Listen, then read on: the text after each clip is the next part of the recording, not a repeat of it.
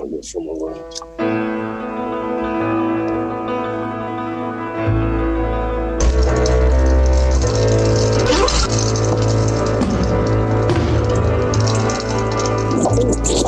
Still restless, coming from Maroon.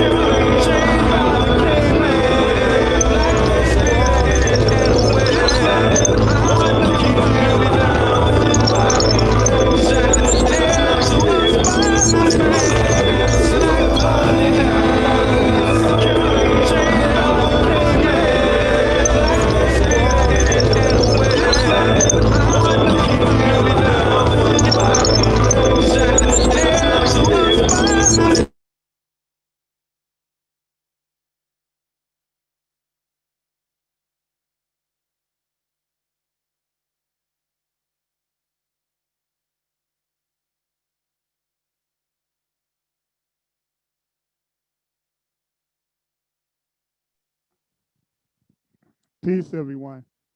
Our apologies for the doubling of the track that was just played.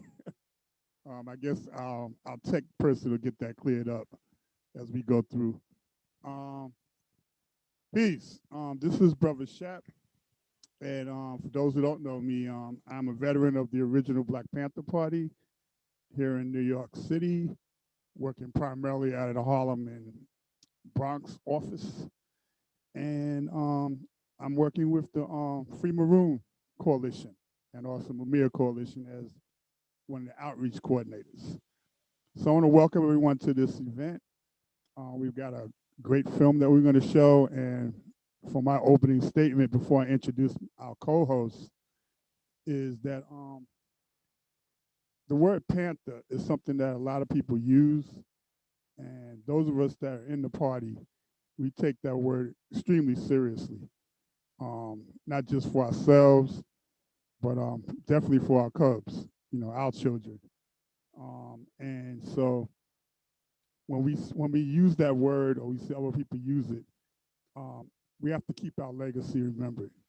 That's why we don't never like to say that there's an ex-Panther or a former Panther, because we have lost many comrades that were in the Black Panther Party who died as Panthers, who've been locked up as Panthers, who are in exile as Panthers. So we feel it's disrespectful to say that anyone is a former or ex-Panther. So we are Panthers. As far as our children are concerned, there's a lot. You're gonna hear a little bit of it tonight when you watch the film and when Russell speaks and any other Cubs that are here. Our children went through a lot and still do. Their families, their mothers, fathers, or family members were killed, locked up, sent into exile. Some Panther Cubs were kidnapped. Some were threatened to be kidnapped, taken away by the state and put into foster care, and went through a lot.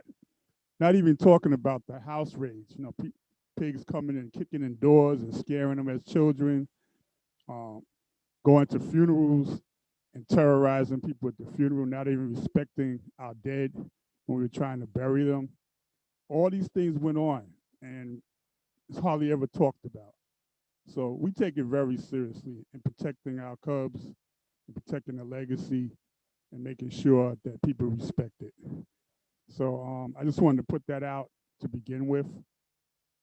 And we have a great program set up, and I want to introduce my co-host, Sister Noah Harmony, who is a Panther Cub.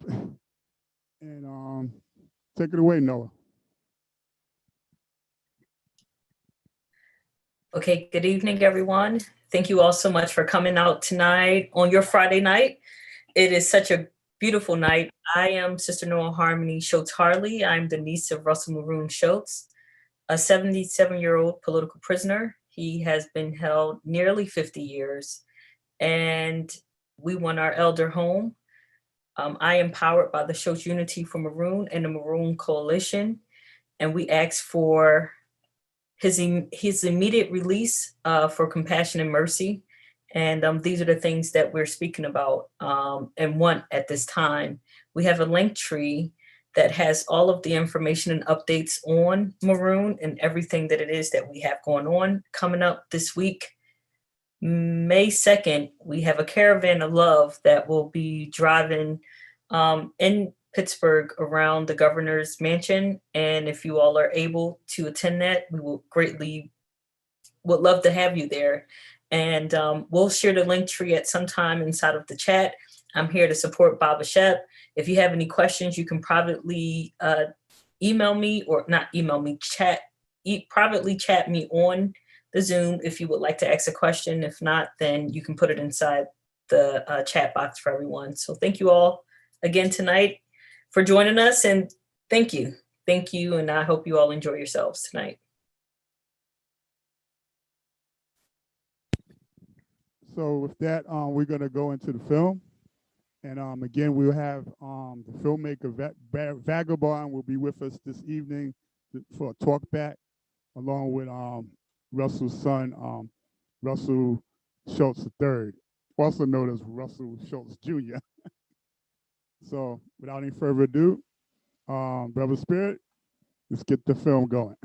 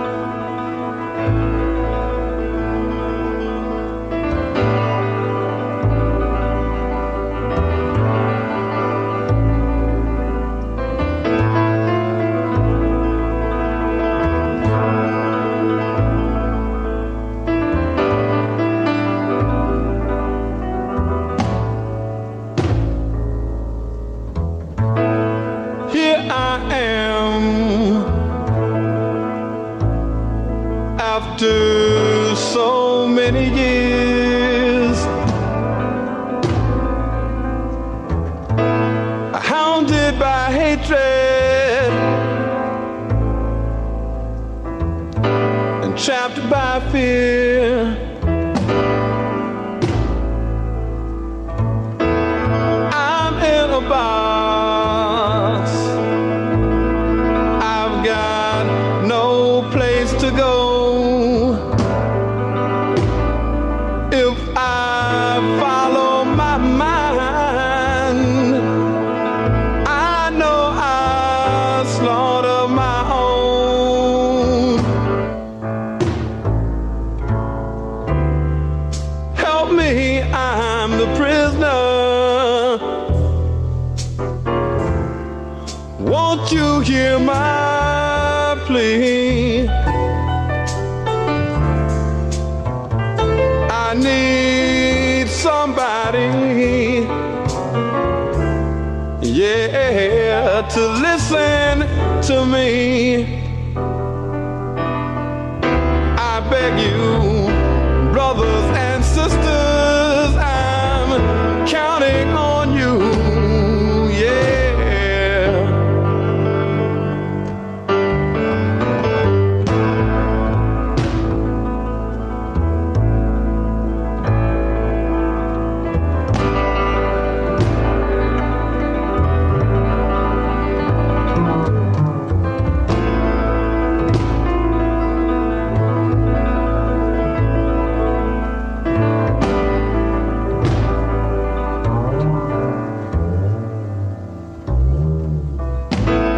Black babies in the womb,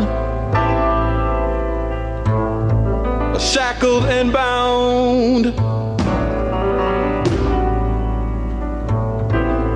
chained by the caveman who keeps beauty down. Smacked on the ass when they're squalling and wet. Heir to a spineless man who never forgets, never forgets that he's a prisoner. Can't you hear my plea? 'Cause I need somebody, Lord knows, to listen to me. I'm a stranger to my son who wonders why his daddy runs, yeah.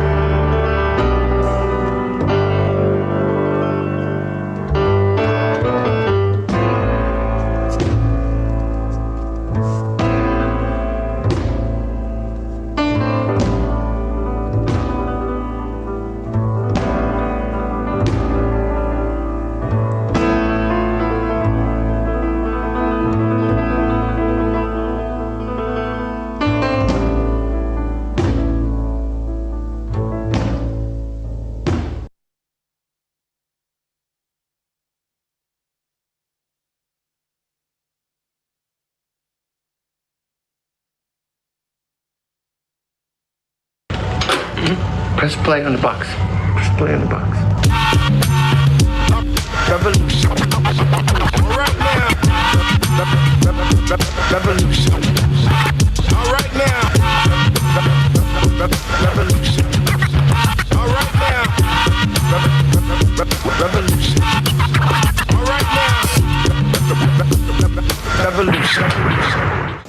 My name is Russell Shoatz III. I'm the son of Russell Maroon Shoatz, who's a political prisoner out of Philadelphia. My dad was incarcerated because him and his comrades went down to shoot a police officer. There was an Amadou Diallo style shooting where a cat was young and he was joyriding a car and he ran in the back of his mom's alley kitchen and the cops shot him in front of his mom. And so the whole neighborhood was outraged and they went to retaliate. But it went retaliating, being part of the Black Panther Party, being part of the BLA, Black Liberation Army. Actually, this was prior to them merging with them, and they had a small organization. So what year was this?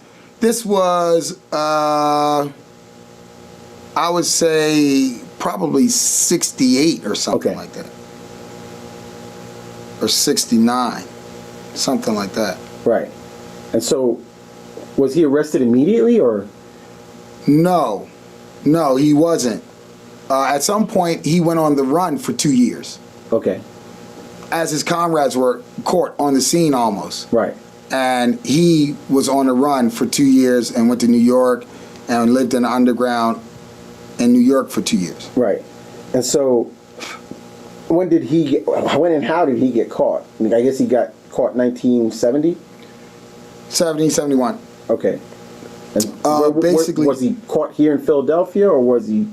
He was caught here in Philadelphia. He was making trips back and forth to see his family. Okay. His moms, his aunts, his sisters, you know. How did he become politicized? How did he become, I mean, was he always? He was politicized through the actual actions in the city, through Rizzo, through the little boy being shot, through people coming at him and saying we need to do something. So it's almost we're gangbangers, you know. Okay, so we're not gonna let the community is being, you know. Right, because the gang situation in those days was more territorial. Gangs protected communities. Yes. So this guy lived in the community. He lived right around the corner. So he was part like of that. We knew him. Right. We didn't know. My dad knew him. Right. And so they felt compelled. They were politicized through the bathing of the, by living it. Yeah, by living it. And they formed organizations, Black Unity Council, Buck organization. One of the first organizations that him and my aunts were involved in was called the Black Unity Council, or the Buck. Right. And the Buck merged with the Black Panther Party, and actually the Black Panther Party recognized the Buck as really militant. Right. And they sought them out as a part of their military wing. So your dad really. So this action was more of a politicized gang action in the terms of gangs, not in terms of like the Black Liberation Army or the Black Panther Party or any other military or militant actions. Yes, and a lot of that came after the fact. Right. Wow. Yeah, they were already organized in a certain type of way, and they were already being terrorized in the community. Right. And they were figuring ways to try to deal with that. Right. Because there was no other options. The police were, I mean, it was Rizzo time, and you know, it wasn't just because you were stealing a car and joyriding, you're just getting bopped upside the head just because. Yeah, it's like when that famous essay that Amiri Baraka wrote about bebop. That bebop, the strength and the energy of bebop came from being knocked upside the head. Right. By cops, and by the system. Right. You know what I mean? It was beat, bop. Right. You know? Right. In a lot of ways, that was your dad. That was my dad, totally in the context of they were just trying to drink wine and sing on the corners, but getting beat for it. Right. You know, and it was commonplace for the cops to throw you in the back of the paddy wagon and beat you and drive around town and let you out on the other side gang territory. That was common. And let you catch a beating over there. Let you catch a beating over there. My mom and dad met they were young, in the context of just coming out of their late teens, early 20s. My mother moved up from Virginia. My dad already lived here. He's walking down the street. He sees her on Pine Street. He thinks she's beautiful. He puts his moves on. At this point, he's not so politicized at all. You know, they have kind of the perfect life in the context of after they got married. He had 2 jobs. They had to picket fence. They had 2 cars. You know, they had a perfect kind of family life, you know. Right. And so my dad had got out of the gang warring and had got out of, hanging out on the streets and drinking wine on the corners and had committed himself to being a family man. And after he met your mom? After he met my mom. And then he becomes more politicized as the situation gets worse and worse and worse. Right. So, when does all that change? When does the family life kind of thing, when does that all change? Because your dad goes underground, so what, the 68? My dad goes underground actually in 71. Okay. In 71. Between 71 and 72. But doesn't he get arrested for the thing in Philly? He gets arrested for the shooting of the police officer in 71 after the shooting, but he had went on the run for 2 years. Okay. He had went on a run after that. So the whole time that he's on the run, is he politicized? Right. Yes. He is politicized at that point. He had knew my mom for some years now. They had dated, they had children, so they had to get married. It was one of those situations. Right. They were young. He had his first kid, Teresa, my sister. So they immediately got married. You know, they didn't know each other really that well at that point of my daughter. I mean, they knew each other, but not in the context of a long-term relationship. It was one of those classic back in the day, right. I got you pregnant, we got to get married. And they were growing from that point. And then he goes through this transformation, this political transformation. Right, and then he started. Shortly after that, he's going through this political transformation. He's still trying to, here and there, go and hang out with the boys after he had the baby and take a little sip, sing a little bit, doo-wop a little bit, and then try to go back and be family man and do jobs. And so that was a whole dichotomy for him, trying to be the family man and trying to still hang out with the boys and still be a regular person and sing and shoot the shit and, and doo-wop. Right. And drink some wine. And at the same time that all this is happening, he's putting his life into a political context. Yes, he's finding out that there is some politics in everything you do, life-wise. That's what he's kind of figuring out, that even though we're just fresh out of, doo-wopping and gang warring, and even now and then, because I'm young and I just had a baby or what have you, and I'm trying to change my life, if my man calls me and they fighting, then I got to go and fight with them. Even though I really don't want to, but I have to go fight with them. Right. So it was those type of situations. It's residual. Yes, very residual and very touch and go. Right. Because it's not, the things haven't completely changed. It wasn't an absolute for sure. But it's also the paradigm hasn't changed. No. It's still... Cops are still coming around. It's still oops upside your head. Yeah. It's still watch your back late night in the street. It's still you get thrown in the paddy wagon and left in the wrong neighborhood. Right. It's still, they'll beat you in the paddy wagon, So how many brothers and sisters do you have? I have 7 brothers and sisters, 4 by my mother and 3 by Sister Love, who is my dad's love interest in the political context. as my mother was apolitical and not interested in the Panthers, Buck, or BLA or any organization like that, but really interested in her family and raising her family and being a housewife and a mother to her kids, which was losing interest rapidly with my dad because my father was becoming more politicized and looking for a woman who would be interested in those things. And Sister Love fit that mold perfectly for her. How did Sister Love become? Well, Sister Love actually was a friend of my aunts who were politicized. My Aunt Saida, my Aunt Sue, they experienced a lot of what my dad had experienced. And so they all kind of became politicized together. Okay. And when my father would come home and tell stories about them gang warring or about the cops doing whatever they did, his sisters would obviously be compassionate, so forth and so on. And they would put it in a political context, I'm imagining. Sure.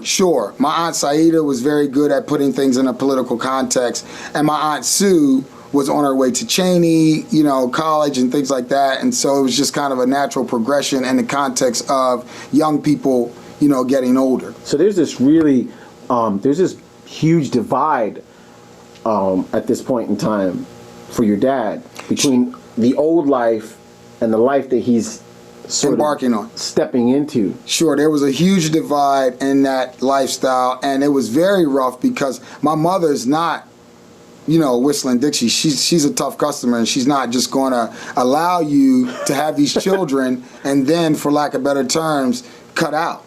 Not that my father was even trying to cut out, right? But he definitely had a dilemma in the context of there are some people in our neighborhood who care about the neighborhood enough to kind of stand up for it. And I'm a corner boy, and I always cared about the neighborhood, and so I'm going to stand up for my neighborhood too, even though I'm removed from it having kids and continuing to have kids, like stair-step kids, like one this year, one next year, one maybe a year and a half after that one. And this is interesting too, in the context of Sister Love and his sisters and other people, women specifically, in the context of women. I want to say that my dad says too that a lot of times in the movement, a big mistake that they made, my dad will say this to anyone and has said it to me many times, is that they just didn't listen to the women. And if they would have listened, then maybe they would be in a different position. That intuition. Right, that sixth sense right. that women have. My dad and his comrades were moving around from New York here to there, and they were back here in Philly to do some expropriations or some bank robberies or to get food for the community, because they would rob food trucks and they would rob banks and they would give people sustenance, things right. that they could survive on until Robin the Hood. next time. Right. They would do the Robin Hood thing. Robbing for the hood. Robbing for the hood. They would rob for the hood. And they would come back and give people money, give them food, and they would be off again. So my dad was coming here with some Panthers from New York and a couple from here, and Mark Holder is one, and they did a bank robbery here, and they got caught. And you're Russell Shoatz. Oh, yeah, great. We got you now. Right. We've been looking for So we got you on the robbery, we got you on this murder of this police officer. Right. And so it's 1971, and how does the trial go? Oh, it's a slam dunk for the DA and in the state, because. And what stance does your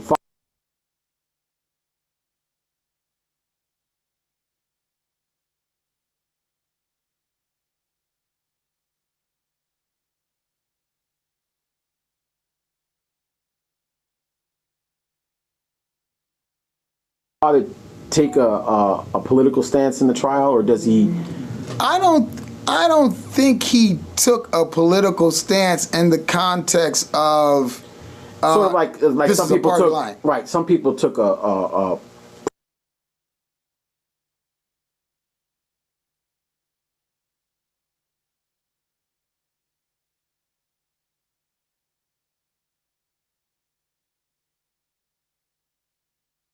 prisoner of war stance, right, where they would not participate in the trial, not recognize the United States government, that whole thing. So I was just No, he didn't do it that context, but what they did do was they, for lack of better terms, made an oath to each other that they wouldn't tell on each other. So Right. to this day, no one knows who the shooter is in the Philly 5 case. That's a Philly 5 case. Right. You have 5 people doing life for the murder of one person, when obviously they all couldn't put their hand on the trigger and Right. do the 5-1 killing. And so someone shot the police officer, but till this day, no one knows who Right. shot the police officer. You Right. know, and I've asked my dad repeatedly, and but It won't give up. he's not saying who the shooter is. And because of his actions, because of his escapes, because of so forth and so on, they've made him the ringleader, the mastermind. It only could have been you, really. He needs to be the example. Exactly. He is the example for the Philly 5, even And though for anyone else who's thinking about in defense of the Philly 5, all of them have been made offers to either tell on each other or tell on my dad in escape moments or wherever it be to get free or to have their freedom. But in defense of them, they've never said anything. They had perfect opportunity to say, yeah, it was Russell, or yeah, it was Freddie Burton, or yeah, it was whoever. But they never did that. None of them. That's an incredible example of loyalty. Yes, and so my dad is doing, double life plus a whole bunch of years with the escapes and all of that, but his comrades are doing a flat life bid, and really all they need to do is point a finger and they could get out of it at any given moment, kind of, sort of. But they're holding on. The only thing that's stopping them from getting out of prison is saying, that guy's a trigger guy, actually. And so it's 5 people just doing time for one person, whoever that person is. Right. My dad escaped officially 2 times. And the third time? The third time is unofficial. and there's probably Unofficial in what sense? In that it's not recognized as being an escape, or in the context of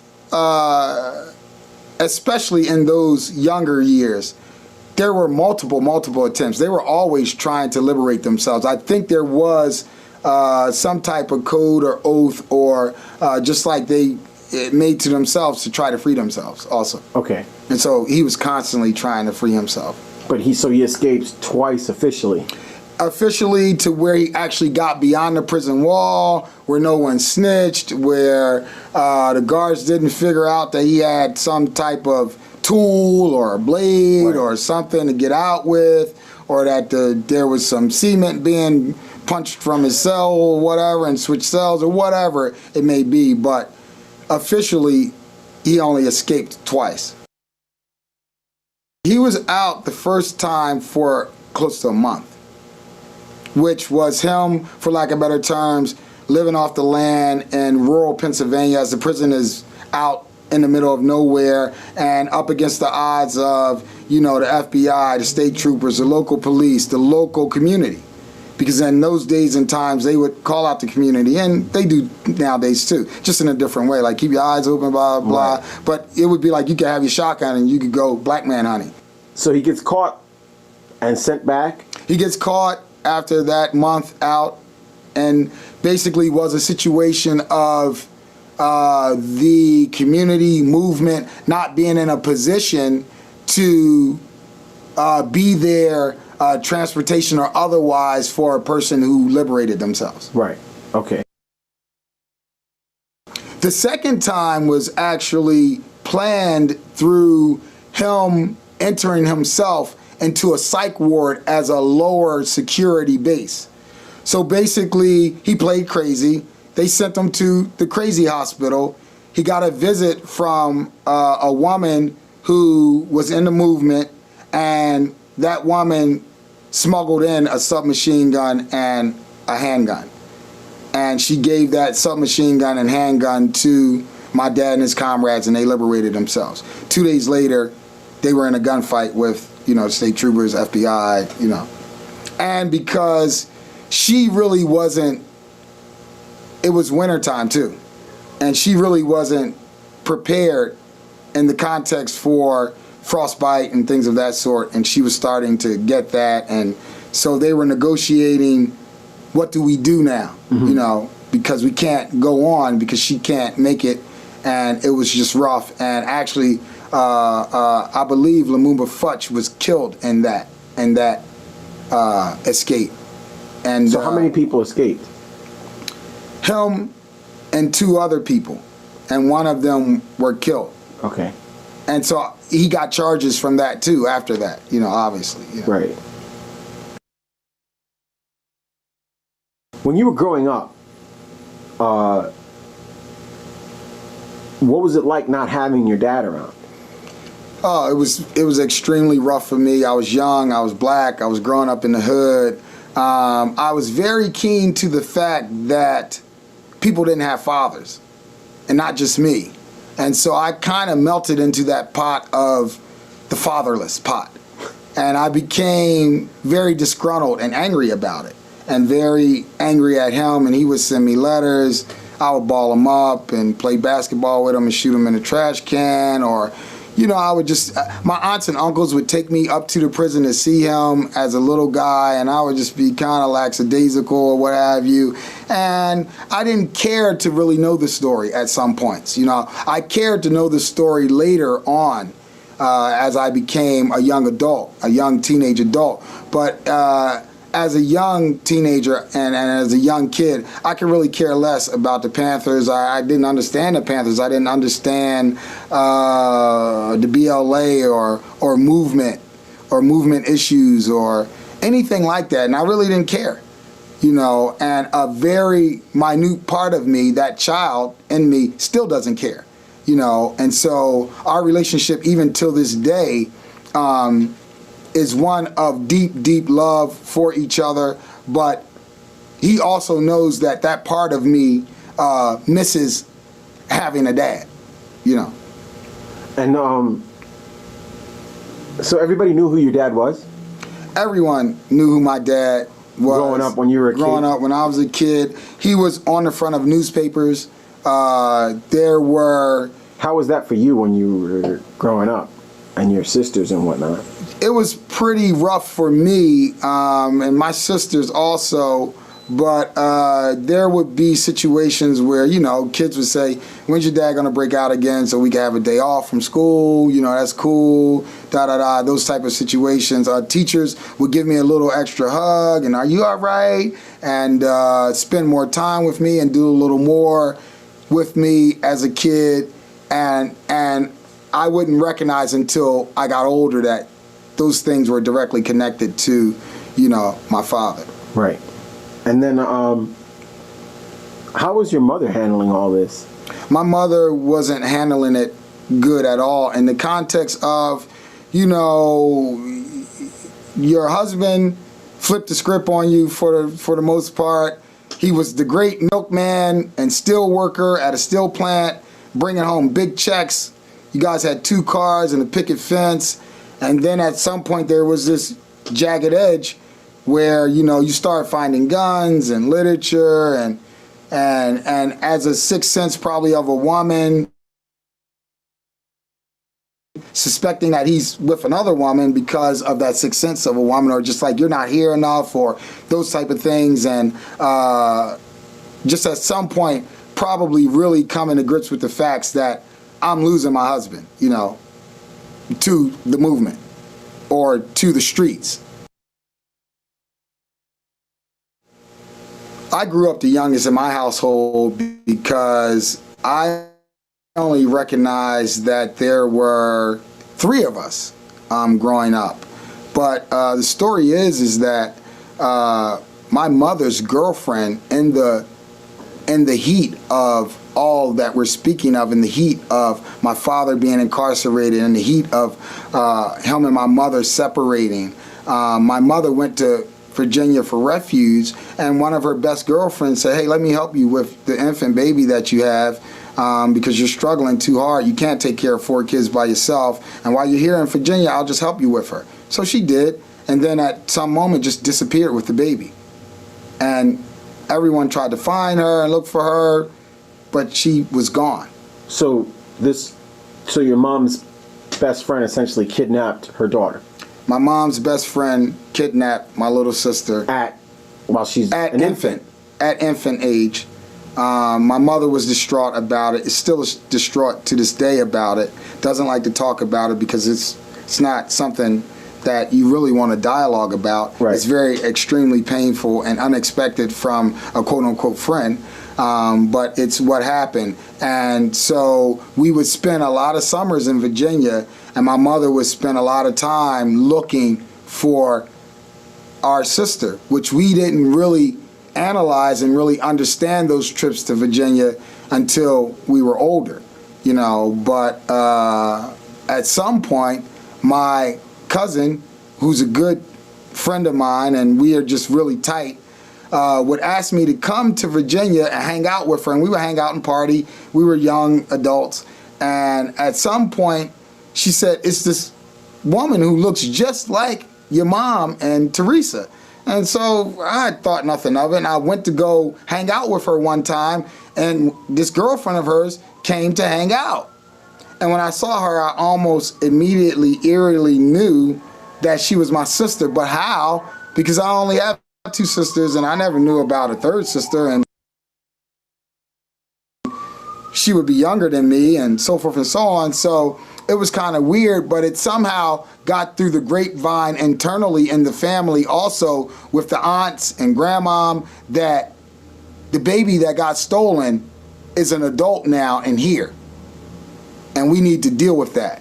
And so my mother went down with her sisters, and they dealt with that on the lawn of the lady who had stole the baby. They found her, found out where she was living, and they went there to confront her physically about stealing my mother's youngest child.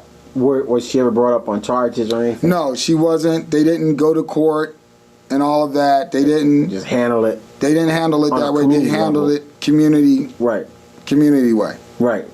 Nevertheless, obviously my mom and my sister were estranged, Right. and very tense meetings followed afterwards, basically with the family saying, "That's not your mother," you know, and her knowing and explaining to her cousins at some point that, yeah, there are some strange things that have been going on, and I have been trying to get my birth certificate for a really long time, and I'm in the service now, and so forth and so on. I've been to Germany, here, there, and there, so I'm kind of moving around outside of Virginia, but there are some strange going-ons that make me wonder if what you guys are saying is actually true, because I grew up with this lady. I grew up knowing this lady to be my mother. Right. But she treats me differently than she treats her other children biologically. And so after a while, it actually sank into her that we are your family. We're your family, you know? And so her actually being able to go through that brought her to a point to where at some point she wanted to know who her father was and meet her father. The whole time that this is going on with your mom and your family and your sister, your dad's in prison.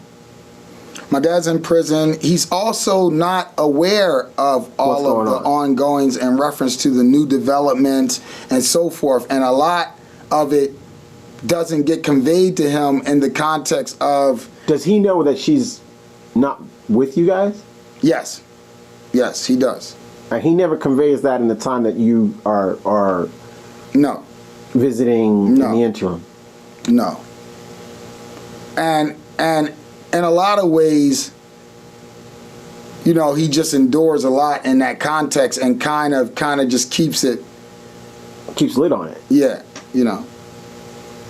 It's not something to delve into with my kids, I guess.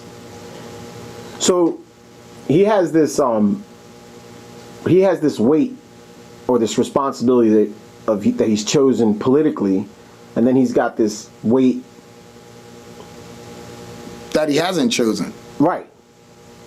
Outside of personally. Yeah, personally. You know what I mean? I mean, there's like a political cost, which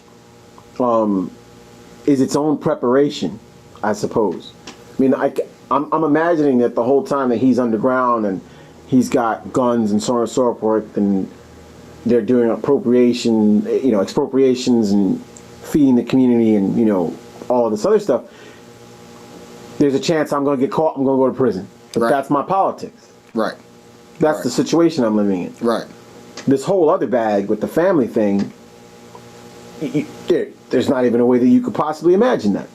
No, there's, again, I didn't know it until my cousin came and said, there's somebody who looks like you, or looks like your sister, or looks like auntie. And I just thought that was weird or whatever. But then when I saw her as my sister, and I saw her not as my sister, as this girl who we're just going to hang out and have a drink with, I'm like, that's my sister. Like, whether I want her to be my sister or not, and that might even be crazy, and I grew up being the youngest out of the family, and I knew I was the youngest. I'm the last baby that was had or whatever, because my mom didn't have this conversation of, my girlfriend stole your little sister, so you're not the youngest. Really, is there some young kid out there somewhere 30 years later, because when we find her, she's close to 30, and so she's lived an entire life devoid of us, so it actually takes a adjustment period for her to really even wrap her head around it. Right. For everybody. For everyone, But this is something that your dad can't see at all. This is, At all. this is blindsided. At all. Totally And so- blindsided. And when he really sees it, he knows that we're gone, that we found her or whatever, but when he really sees it, it's years later when she musters the courage to go and meet this guy who's a political prisoner, who she's heard all this stuff about. She don't know. She's kind of a little scared. She's actually worked as a prison guard before, and so she's really kind of feeling it out. And the tension grew even tighter at some point when she legitimately questioned her biological parents. Like, is he really my dad? All this other stuff happened. Right. I could be anybody's kid, really. Right. Okay, now I figure out that she's not my mom. Right. But are you really my mom? Are you really my dad? Those type of, which are tough questions and hard questions for my dad and mom to actually have to answer as the real parents of this kid who are responsible for the fact that she ended up with this lady. Right. Not just my mom, but my dad too. Right. He's just as responsible as my mom is. So how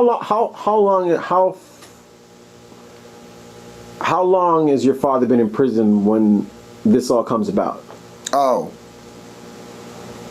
As long as I'm alive, 30 years or more.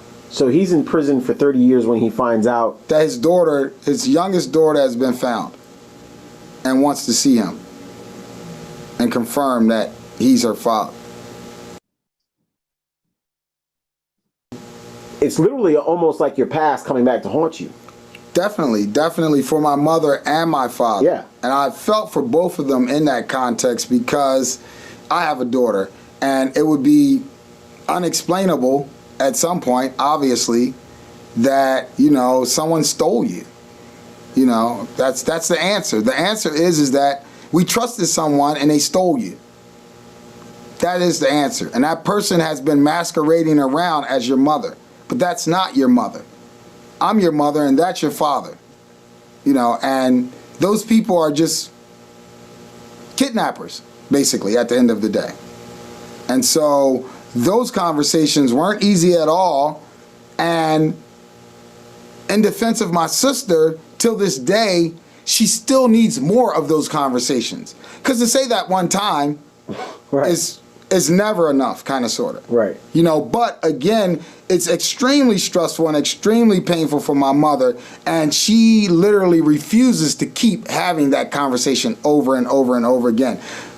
Although we understand that my sister needs that conversation, and so a lot of times it's just a lot of us sisters and brothers dialoguing with her, for lack of better terms, nurturing her, loving her, bringing her up to speed, introducing her to more family, so forth and so on. at adult age, at full-on adult age, you know. And she has a daughter, my niece Ashley, so forth and so on. So even those relationships. So now it just gets exponentially. It's so complicated. So my father sees my daughter, who's his granddaughter, but hasn't seen his other granddaughter, who's a grown woman now, and just met his daughter, who is her mother. So the granddaughter, wow, is a whole nother question. And so this is not something that one can prepare for when you go to make the decisions that one makes when they go through that political metamorphosis that your father did, to say, I'm going to go toe to toe with the system, right? Because I don't see another way of resolving this, not for myself, but for, you know, everyone who's been oppressed or downtrodden. This is the way out for us, right? And so it's kind of a heavy thing to deal with, because it's almost like you don't have all the information in front of you when you make those decisions. When you made a decision 30, 40 years ago to do certain things, this wasn't. It never was part of the deal for my father or my mother. You know, and my mother, you know, bless her soul. Or your sister, or for you guys, right, or anybody. A grandmother, anybody, you know, and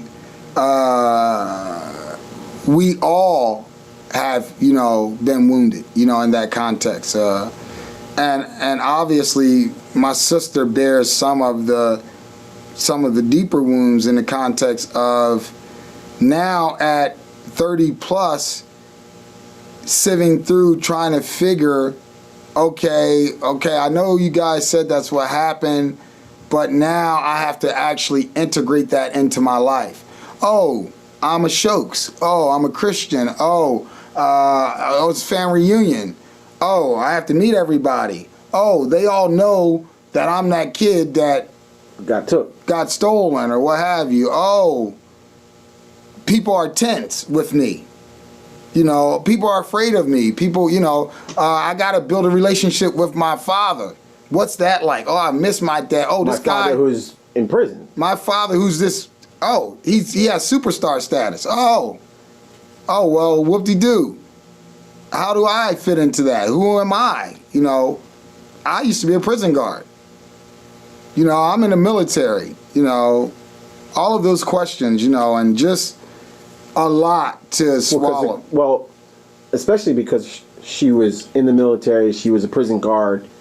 It throws her whole life into question. Sure. With her dad, sure. More so than, you know, anybody else. Yes, and especially in the context of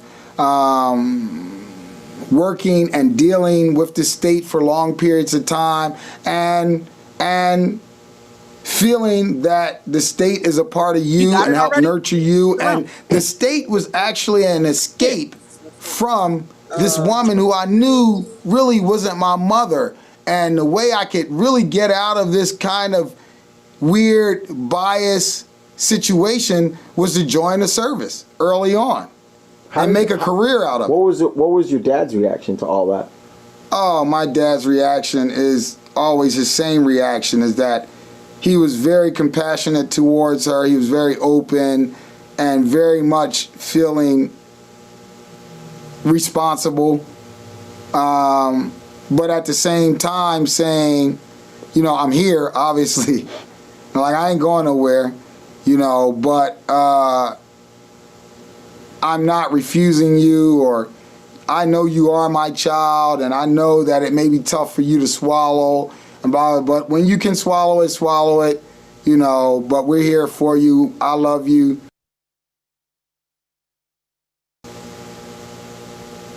It's almost as if, you know, it's hard for me to understand how much of a Herculean effort it must take for him to sort of keep it together and keep his ideals intact in the face of being in prison, in the face of his family being torn apart, in the face of, the contradictions that have arisen because of that. In other words, the state kind of saves his daughter on a certain level, in a certain way.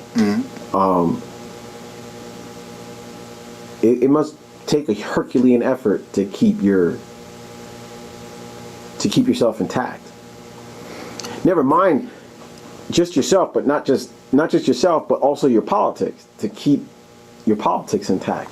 Sure. Well, like I said before, I think at any given time, any of the Philadelphia Five, including my dad, have probably had moments where anyone else could have just said, forget this, loyalty crap, forget this, no snitch policy or whatever you want to think of it as. But, I need to just say that somebody else did it and I can walk or get less time or be out of this situation in a short amount of time in order to go and be with my family or deal with my situation or, And that temptation must have arisen when this whole thing with your sister popped up. Oh, just at one point for sure. For sure. Definitely, it had to. I mean, in a lot of ways, I would imagine that if you were a political prisoner who was in prison serving time, that, that your test would be just to serve your time. And it seems like in your dad's case, it's a never-ending battle. Yeah, I feel like just in, losing his daughter, all of that, his fortitude is, along with my mom's, fortitude is really, really strong and sound because I know in different points of it, I've broken down, so I can only imagine as the parents, and I'm a parent now, and I just really can't even imagine that. I can't imagine any of it, really, in reference to my daughter. I just can't really even, I don't know if I can make it through, tell you honestly. I'm just being honest with you. I don't know if I can make it under those, I guess I would have to make it, but it would be. It's not something you need to look forward to. It would be very strenuous, and it'd be stressful. It would be really, really stressful, losing your kid to someone who you trust, to someone who you,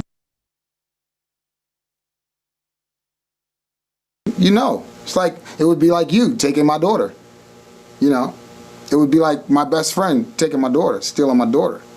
I would be out of my wits. It might almost drive me cuckoo.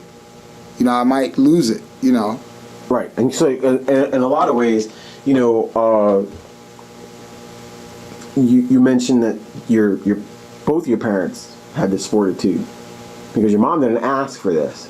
Your dad didn't ask for it either, but he walked into it on a certain level of his own accord. Of his own accord, and having some expectations of possible situation scenarios. Right. My mom just kind of plopped in her lap, and having to sort through and deal and struggle with it, even the interrogations and the door kick-ins and the people at work, because I went to the school and she worked at the school.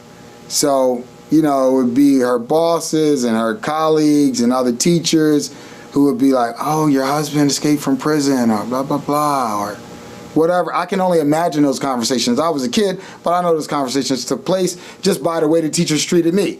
So I know, in the teacher's lunchroom, it was, oh my God, Mrs. Shoatz, I don't know how you do it, blah, blah, blah. And I can only imagine my mom's answers, and,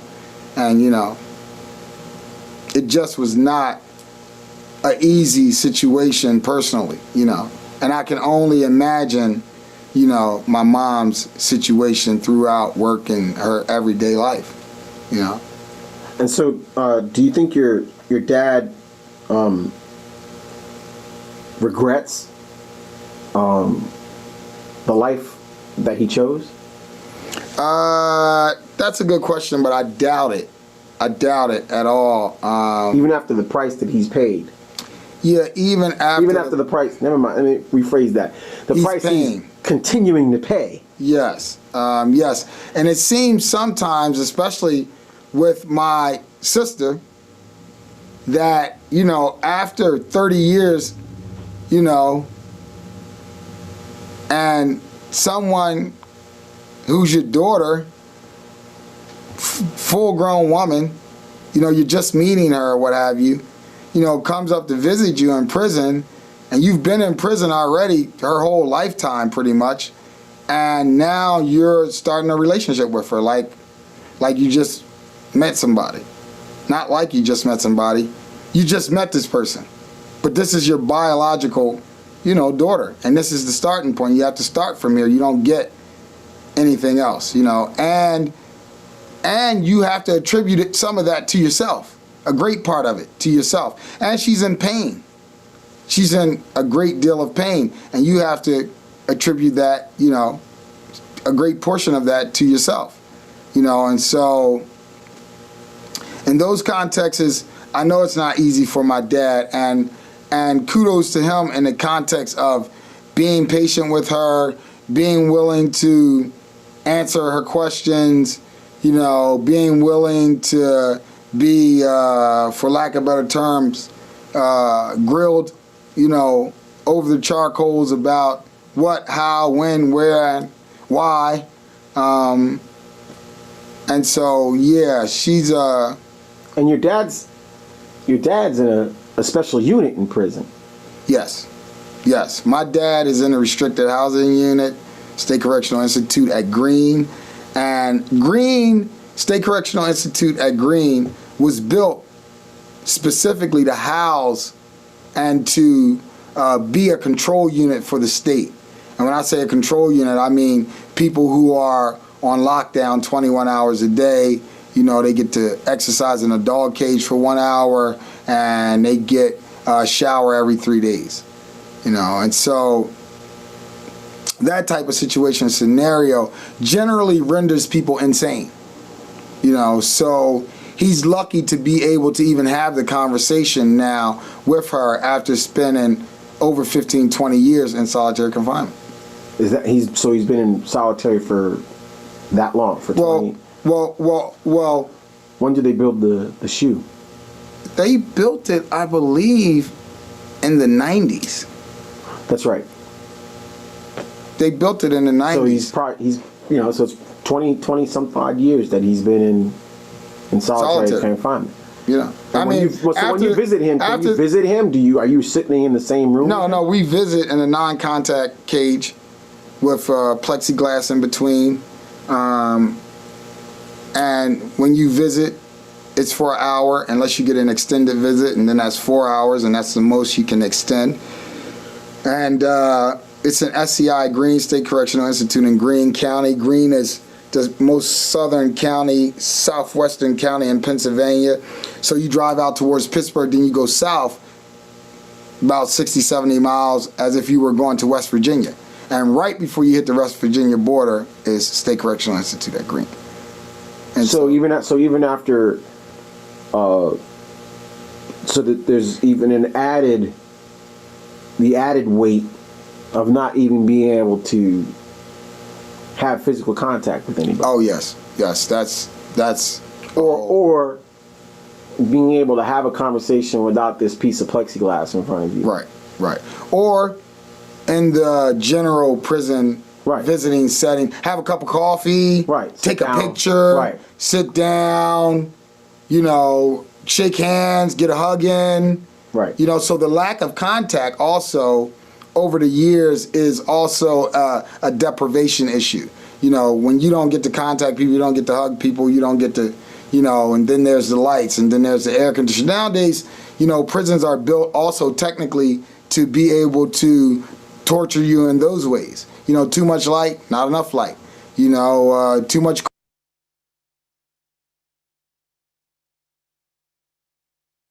cold, not enough heat. Too much heat. You know, a little tiny pencil this big. You know, a comb this big. Toothbrush that big. You know, because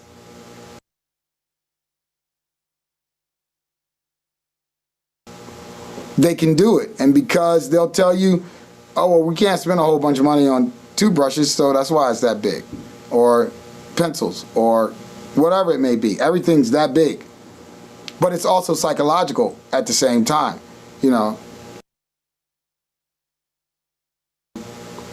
So you've put in all this work to try and help you get your dad out. You're not alone, you know, other people have been along for the ride and done what they can do.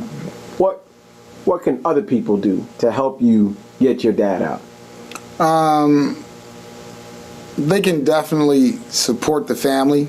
They can definitely support him, write him, join his campaign, Google, go to his website, you know, russellmaroonshoatz.com. But more importantly, an interesting thing that is developing and happening that's kind of coming as a kind of shock, as out of left field, as kind of not historically connected, is the issues around the planet and the eco issues, and even eco activists turning some of their attention from being permafrost activists and animal activists to being more coalition activists and asking people like my father to join on to their struggle and vice versa, and them joining on to his struggle. So there's an interconnectedness that's happening. There's an interconnectedness that's happening that's being forced, actually, just by the times and just by the, not just urgency now around my dad's case, but the urgency around just life in general, and the overlap of that urgency just around life, where, you know, a lot of people in the movement, you know, have said, you know, well, it's been urgent all the time, you know, to try to get these people out, you know. But some of those people also are saying, hey, you know, I've been in this movement for years, you know, and we haven't really been balanced in the context of Making these connections? not just making these connections, but Between struggles? Sure, between struggles, but also just realizing that there's a real sense of urgency on the planet now. You know, with the Arab Spring or whatever it may be, Occupy stuff, whatever. But there are also contingents of people who are stepping outside of their comfort zone, you know, to possibly deal with some issues. And in my father's context too, stepping outside of his comfort zone to deal with people who historically may not have dealt with him. Historically, he may not have seen their issues, but now seeing and understanding vice versa importance of their separate struggles. But even, I think more importantly, So do you think that these are just kind of sort of like, you know, the Native Americans describe the world as you know, strands on a web? You think that these strands are finally recognizing that they're a web? yes, I don't think they're recognizing it per se. I think they're just forced into it. You know, there's a sense of They're forced to travel down that the route. rest of that line to find out that it's connected to something else. Sure. And I don't think that my dad's devoid of that. I don't think I'm devoid of that. You know, it's a real thing that people have gotten away from growing food. It's a real thing that Monsanto's will grow it for you. And it's a real thing that you might grow an arm out your neck. Like, that's a real thing. It's a real thing. And I don't want to think about it in some crazy conspiracy. You know, I'm not an animal rights activist. You know, I'm not, you know, Mr. Super Green, you know, but I am changing my ways, you know, in reference to everything from what I'm eating and putting in my body to recycling. You know, not that I think that recycling is the end-all, be-all, you know, but I don't think that landfills make any sense at all, actually, at the end of the day. And that's what the people do with my trash, per se. And so I'm thinking about all of those things in a different type of way. And And as a result, so as a result of this sort of call it an awareness between these different struggles, you feel that sort of like all the boats are rising in the bay, so to speak. All of the boats are definitely rising in the bay, but I must say this, that there have been people, indigenous people, quote unquote hippie people, quote unquote, not even quote unquote, move, and move, they're not hippie people to me, but I feel as though their involvement with Mumia, so forth and so on, has really skewed what people actually visualize and understand about Move. But nothing, and when I say nothing, when I say absolutely nothing, that people think about the permafrost movement, the animal rights movement, or anything like that is remotely even close to new to Move. Yeah, they think outside of the box, and that might scare you. And yeah, they're a little unconventional, and that might scare you. But they were attacking the zoo 20 years ago. Let them out. Let them out. They walking around like this. That's the animals. They walking around like this. The animal just pacing back and forth like this. And that's inhumane at some point. Prisoners do that same pace, back and forth. It's funny you talking about the zoos, because it's a prison. It's a prison for you to get your rocks off and come see some animals. And see some animals. It's a weird kind of get up, but that's what it is at the end of the day. And I don't need to see animals like that. I've never enjoyed seeing animals like that, even as a kid. So now people say, oh, that's important. But that's been important. And they've been saying it was important, but because they might not wear as many clothes, and they might not style their hair the way you style your hair, and Pam might say motherfucker 20 times, you might be uncomfortable with that. But nevertheless, they've been saying that already. What you saying already, they've been said that a long time ago. That's what got them into trouble initially. Yeah, Move was the house or they were the organization or community that was bombed. They were only community in the history of the United States that the United States has bombed. They bombed their own citizens. They committed war and atrocities on citizens. I mean, unarmed children. About permafrost issues, about animal issues, about this is what we're talking about. Right. We're not talking about, yes, Move armed themselves in some small part of their history. You can see them with arms. But Move is a life organization. They ain't about that. They're not really. They're not the militant. Right. They're not. They didn't have the strategy that the BLA had. They weren't doing military actions per se. They were defending themselves with those guns. That was after they had been attacked, and attacked, and attacked, and attacked, and then it was like, well, we can't. We got to do something, In the same way that your father was defending his community. Sure. Does your dad think that he's ever going to get out? I think that your dad's going to get out? I think my dad is always thinking he's going to get out.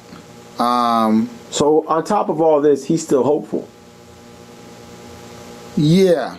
In otherwise, he's under these inhumane conditions, and yet he still manages to hold on to hope, which is,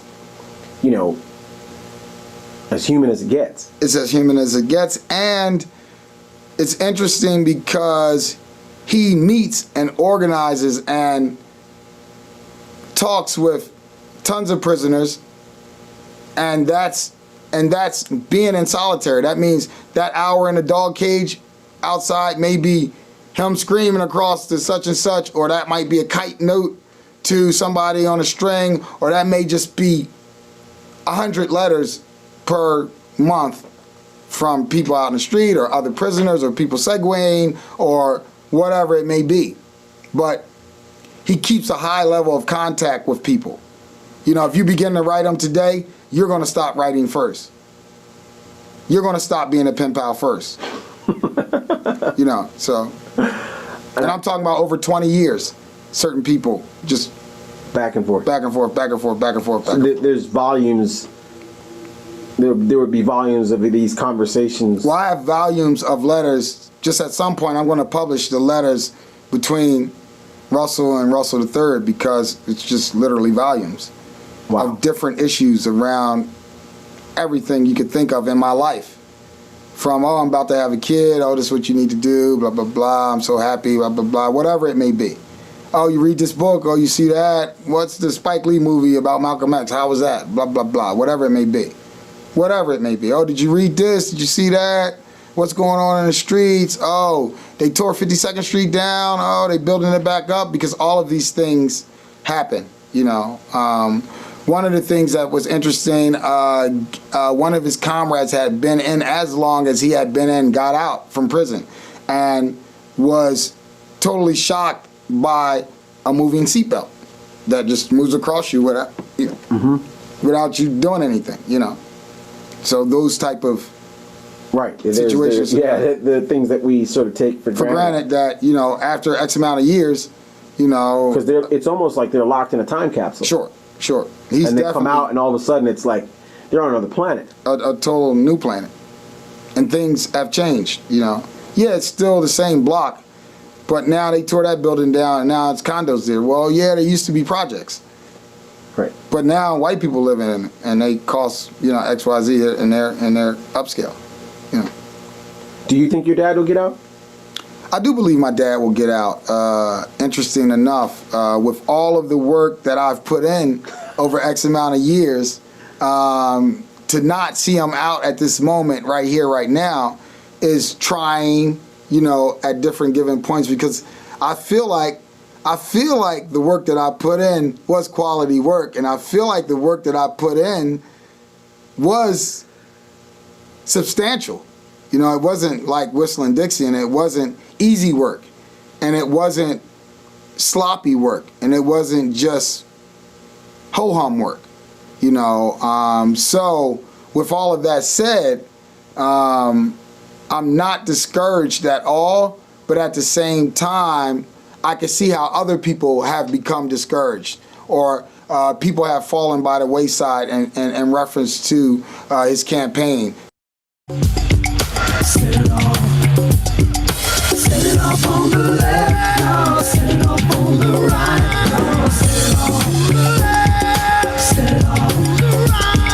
Set it off on the right. Set it off on the left, y'all. Set it off on the right, y'all. Set it off. Set it off on the left, y'all. Set it off on the right, y'all. Set it off. Set it off. Set it off on the left, y'all. Set it off on the right, y'all. Set it off. Set it off. Set it off on the left, y'all. Set it off on the right, y'all. Set it off. Set it off.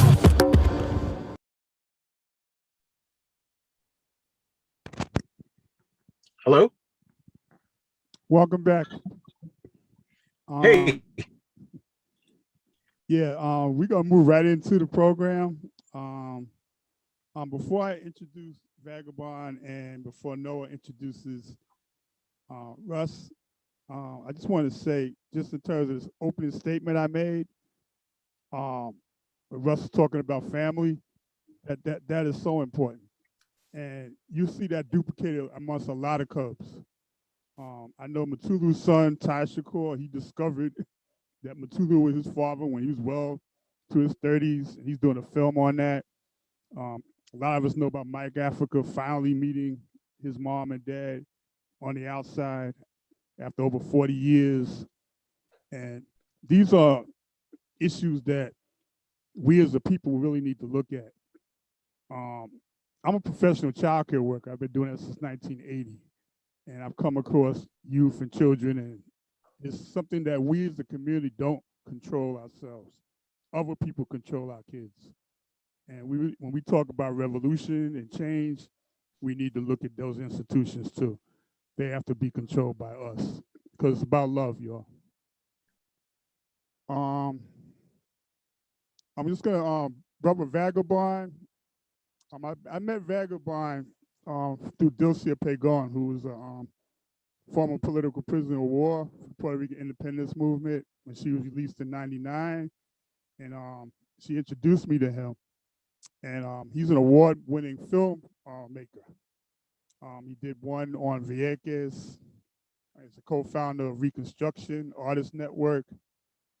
Recently did a film on Macheteros, which is about guerrilla warfare and liberating Puerto Rico. And we actually did an interview with Sam Greenlee.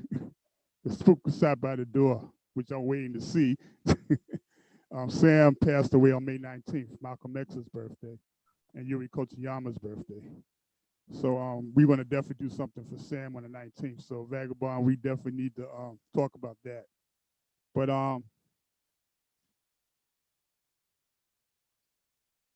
Noah, you want to introduce Russ? We're just going to get them out here. We're not going to sit here and go through all of this back and forth. Introduce your cousin.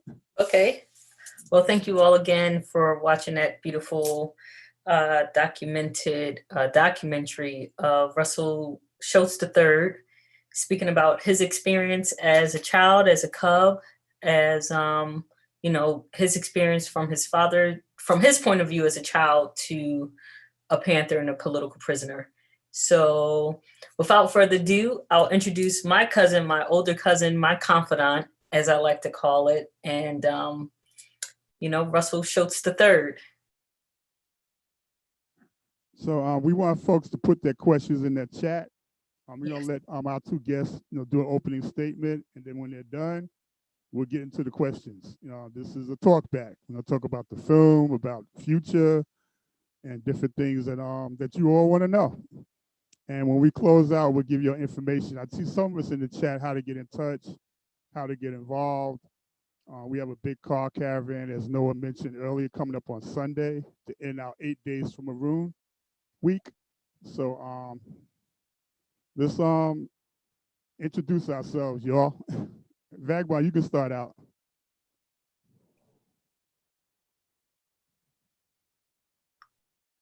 Is Vagabond still here? I saw him come on and then I didn't see him anymore.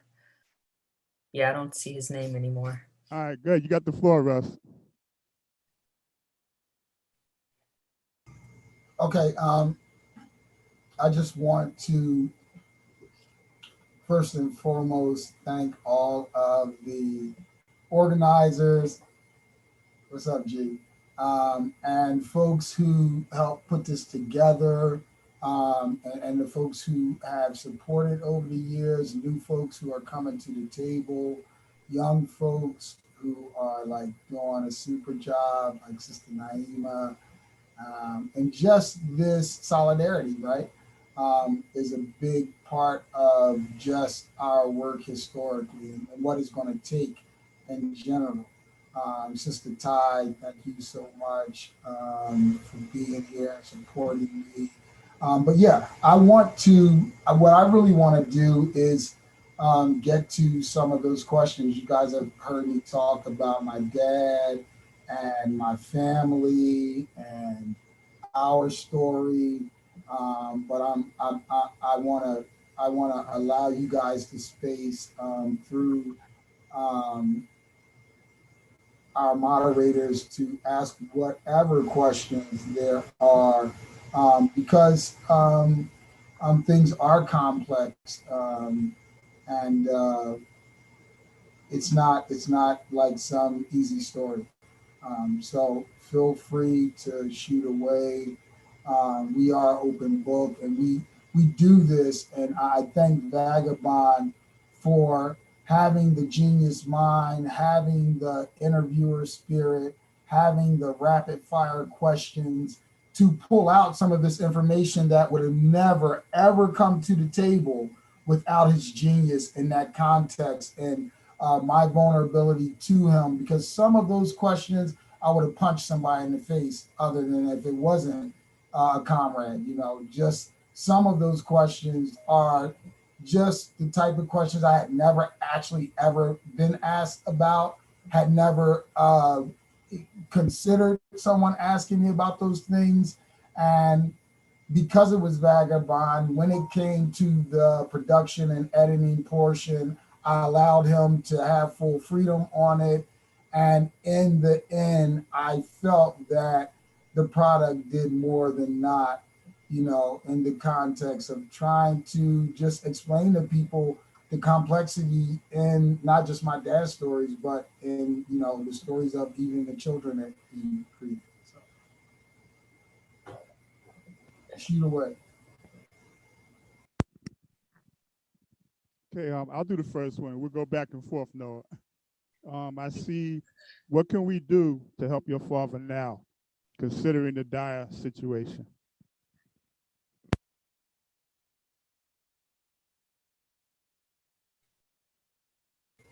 So one of the things for me, and again, I said solidarity, and of course, going outside of the box.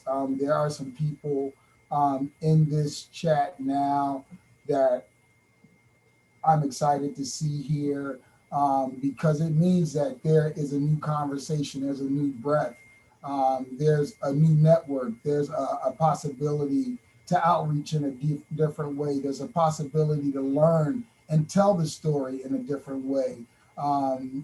There's vulnerability for me to grow even deeper in this, you know, 40-year episode for me. But I think that we can never kind of take for granted the educational process, you know, the bouncing off and the learning from each other, and being vulnerable in those spaces, and putting ourselves in the place to be able to and again, I'm thanking Vagabond in this. This all wasn't me, obviously, as you guys see him pulling this information out of me, but just being vulnerable enough to allow people to do that for you. Also reaching out to your comrades and people who you know who have those skills and saying, hey, you know, put me on a carpet so that I can really, you know, put this information out. So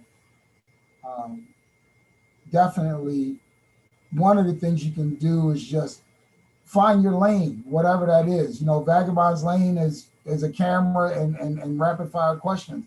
What is it that, you know, the all has given you? What is it that you do really well? You know, what is it that you're passionate about? You know, you don't have to be over here. You don't have to go to no rallies. You don't have to write Maroon. You don't have to do any of that. You know, some of my comrades, they're just, you know, great writers, they're great teachers, they're great philosophers. And so they do that, you know, and they use Maroon sometimes just as a stepping stone to do that. And that's more than enough.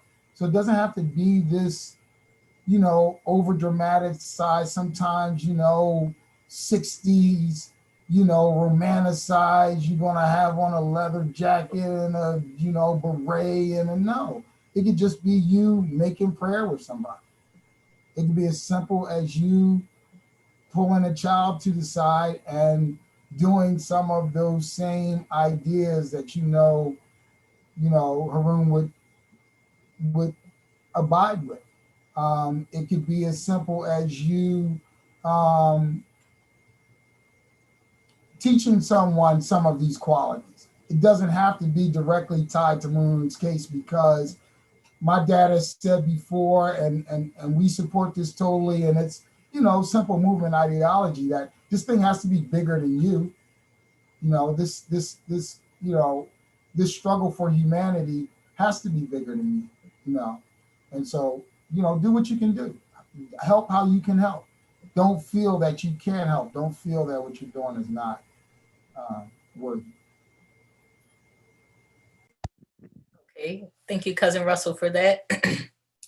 And as you mentioned, one of the things that we can do with assisting my uncle Russell Maroon Shoatz is say a prayer for him. He is a Muslim, and during this month of Ramadan, we believe that, you know, our du'as and our prayers are answered in its highest capacity. So we asked on every Monday and Thursday, if you all would like to share and fast with us, that would be great. And to remember yourself during this time, and also remember Maroon, because those frequencies and prayers are working. He's still here in the land of the living. So thank you all so much for that. So those were some things that Maroon has reminded me over this last 4 months that I've been working closely with him to just keep close to God. So I'm going to move to another question.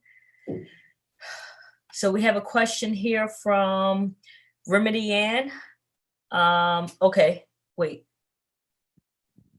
Yeah, Yep. that's it. How do you hold it together as family dealing with this?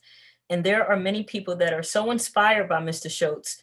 So thank you all for showing us to stand up and fight to be a part of his struggle. Well, you know, one of the things for me personally is definitely work on myself and constantly trying to better myself internally. And I tell people all of the time that we kind of have to try to bring our best selves to the conversation, to the relationship, to the movement. Because a lot of times we come here with a lot of needs, and we may be sick, we may be in need of love, we may be in need of compassion, and all of those things are here, but that doesn't make for the best movement. So I challenge all of us to do that internal work, to love ourselves. Hey, we got Vagabond. To love ourselves, and you know, and do that work. And so yeah, that's how we do it, and we love each other. You know. Okay, this next question is coming from Raphael, and welcome, Vagabond. We've been talking about you, bro, on the good side. In your opinion, what is the most important lesson learned from your father, Russell Maroon Shoatz, and how do you apply this lesson to your life?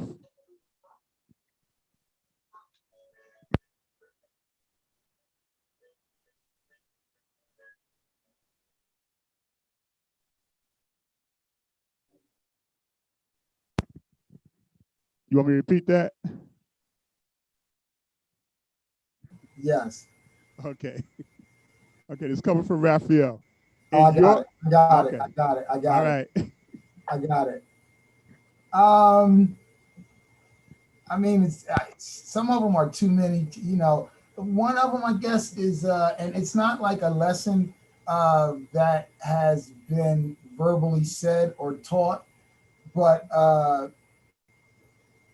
you know, vulnerability, humility. Some of these things come inadvertently. You know, like not with him knowing. You know, like I learned, you know, from my child, you know, kind of inadvertently and vice versa or whatever. So a lot of the lessons aren't like, son, do this or whatever, you know, and I've gotten a gang of those too. And a lot of that is just read this. You know, one of the best things he's taught me is like, don't study stuff that you're not really interested in. You're like, only study stuff that you're really passionate about. I think that's a great lesson, you know, because in schools and stuff like that, we are always studying stuff that, you know, study stuff that you're really passionate about, because then you're not going to have all of the pits and valleys, and you're just going to love it the whole way, kind of, sort of, as opposed to, oh, I failed, and you know, it's hard to fail in things that you're really passionate about. I'll go there. I want to get Vagabond in this conversation. Can we do that and get back to these questions quickly, please? Sure. Vagabond, just introduce yourself and tell us a little bit why you decided to do this project and what's the future hold. I just want to say hello, Brother Shep. It's been too long. We haven't seen each other in a minute, so it's good to see you. It's good to be here. I'm glad to be here.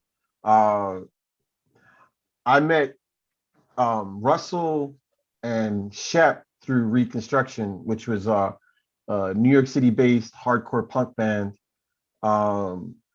that played political music, We've done, well, when we first met Russell, I think, Russell, we met, what, at ABC No Rio?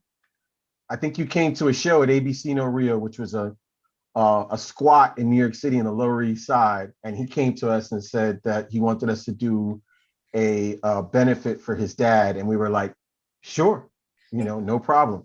It's not even, a question. And so that was what, 1999 or something like that.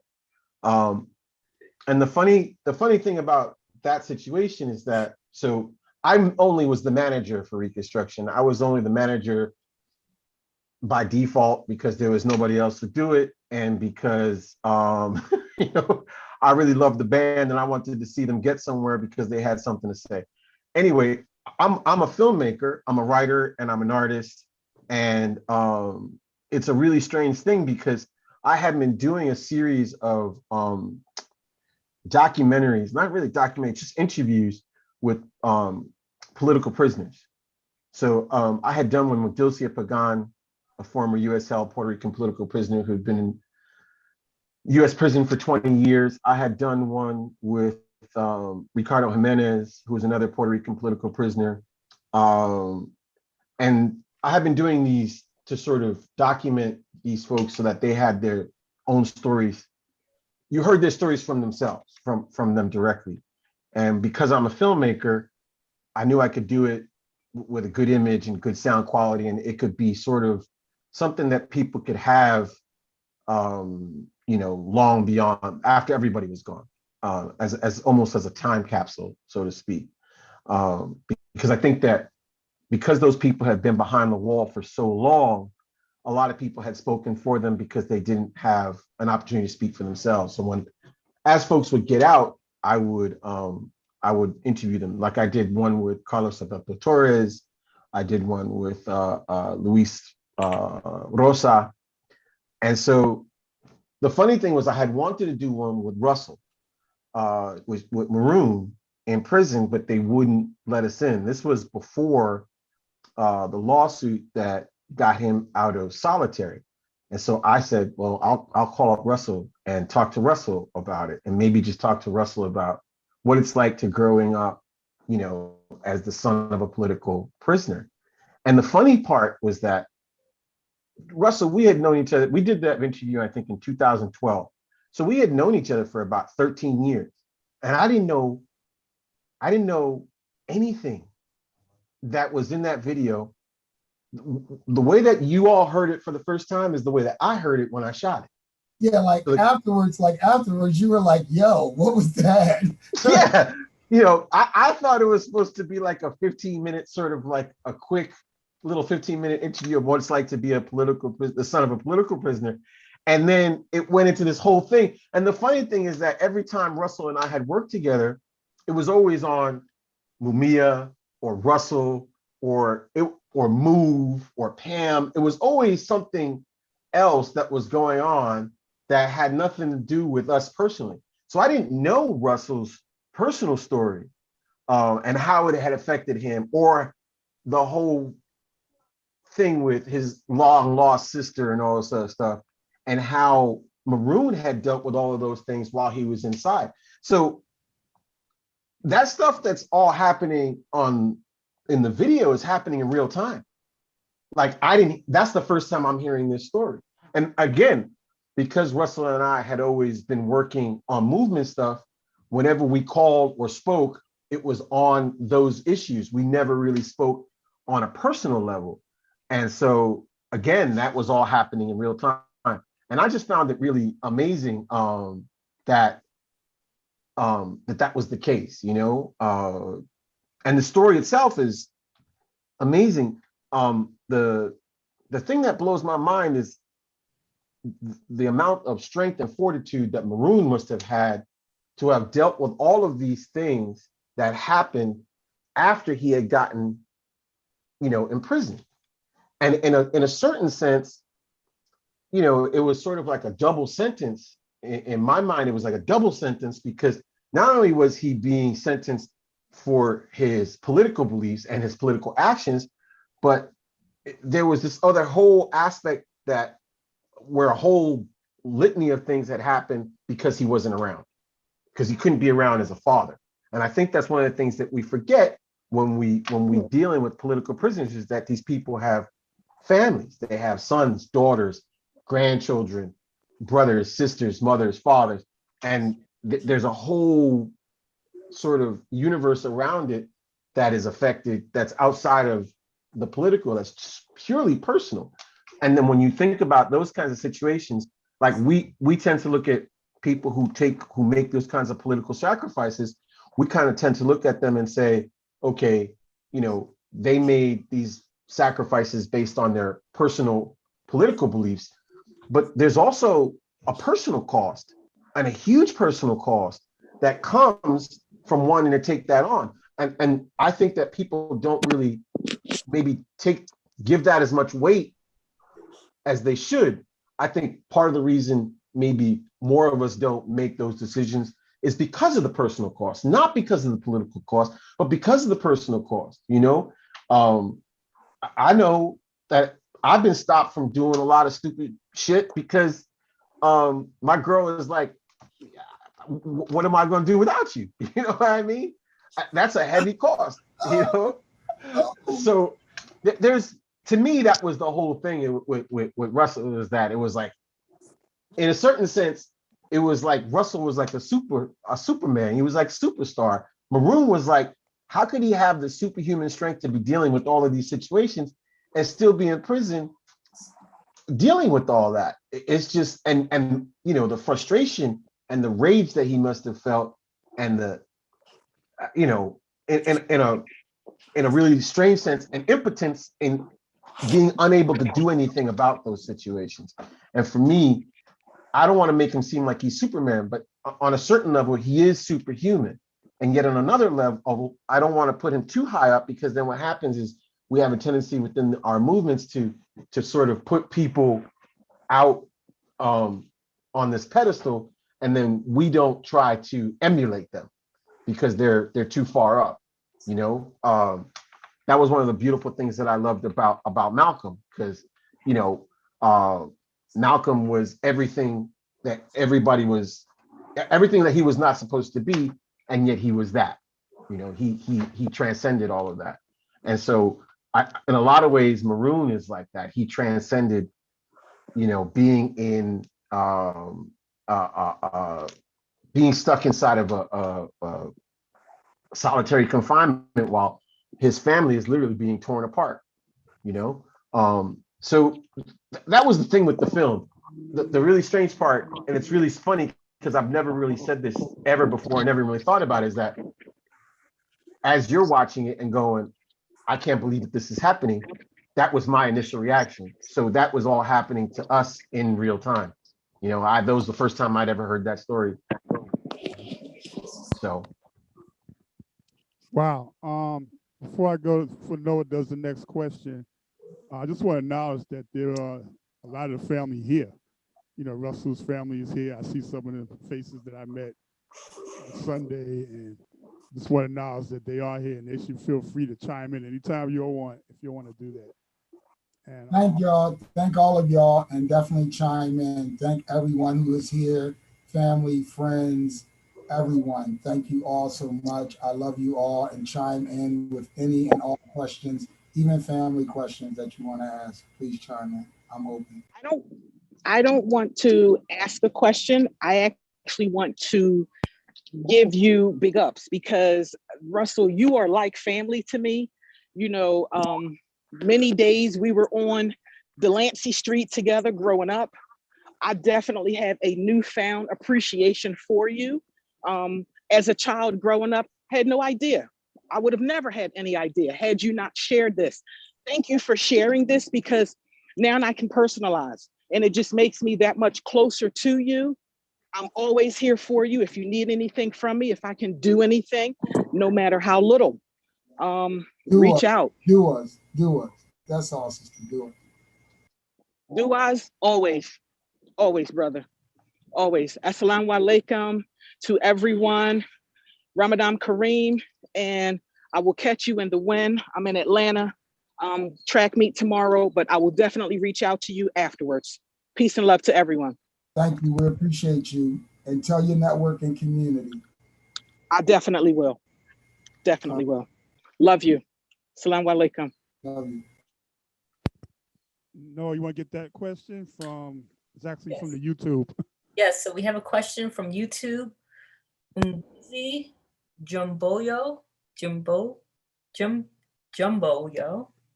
Have y'all encountered state disruption and or manipulation that you're aware of outside of explicit state contexts like interrogations, visits, etc., as family members of a captive POW? Yes, always and continuously. And as a young person, I was always stopped by police officers, harassed, and I learned to use aliases. I was put in paddy wagons like, Vagabond, draw out and beat up and left on the other side of town and all of that. So we've had people follow us and so all of those things are yes tos. And it looks like a multitude of different things from not getting a job to, getting beat up as a kid. So the answer is yes. And I just also want to give Maroon's granddaughters on Badia Abdul. She said she just wanted to give a pop in and give us salams and say hello to her family. So we're here in support of Maroon, of course. And we know that this blood runs very deep, grands, great-grands, great-great-grands. And so the struggle continues, but there is also winning on the other side of the struggle. So let's keep that in mind as well. Mm-hmm. Anybody have any more questions? I see Brother BJ is here from the Black Panther veteran. I see James McIntosh from CMOTEP. I see Teresa down here too on the other page. So just give them some shout outs. And from Jericho, she actually asked the first question. We're gonna go till 9:30, folks. So let's get these questions in. We have another question from a Dr. Roan Frazier. Russell, thank you for sharing this important story. My question is, can you talk about how those political prisoners remain in prison because they refuse to rat? Excellent question, Roan. If you guys don't know Roan is a celebrated professor and supporter of my dad. There he is.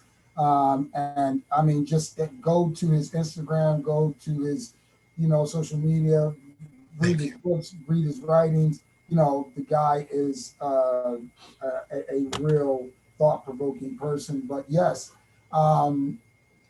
excellent question, Rowan. And I what I can say is that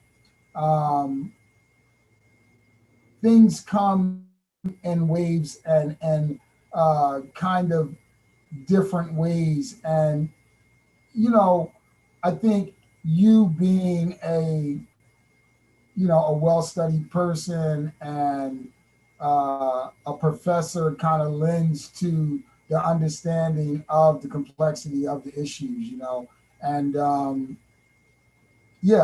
think that for me, it's been a long kind of road in the context of being the son of a political prisoner and just figuring ways and strategies to kind of just survive, survive in a way that that is healthy and not kind of self-deprecating, Yes.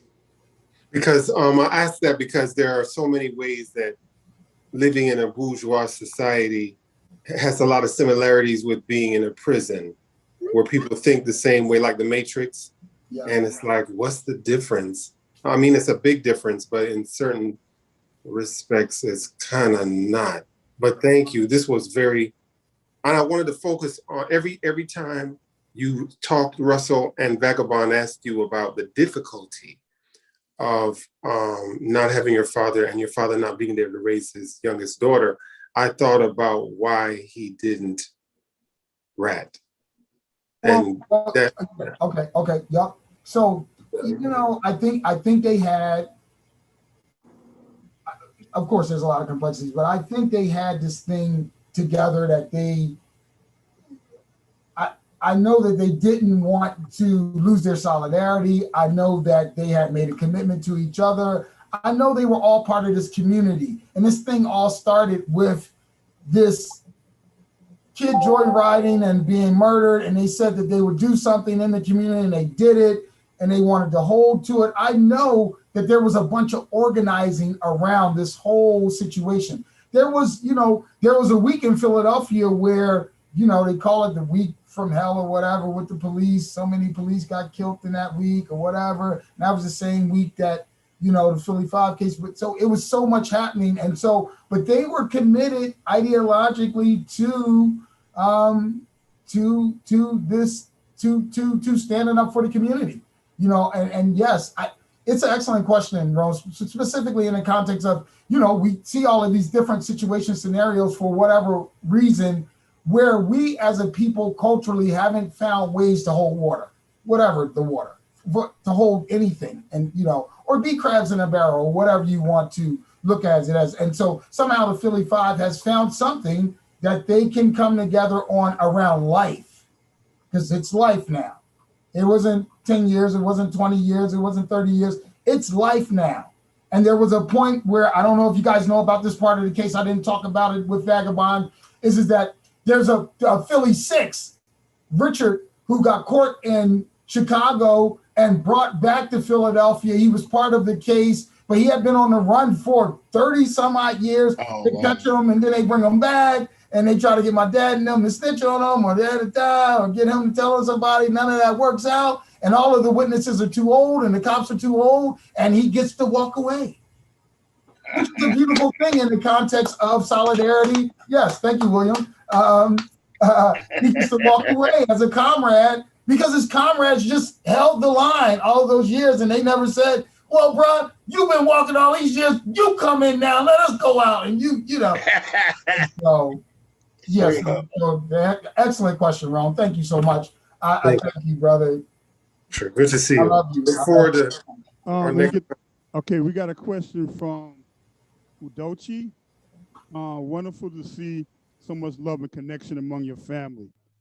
Any comments on tools for family unity / overstanding, and how do you avoid blaming each other for the mistakes and bumps in the journey?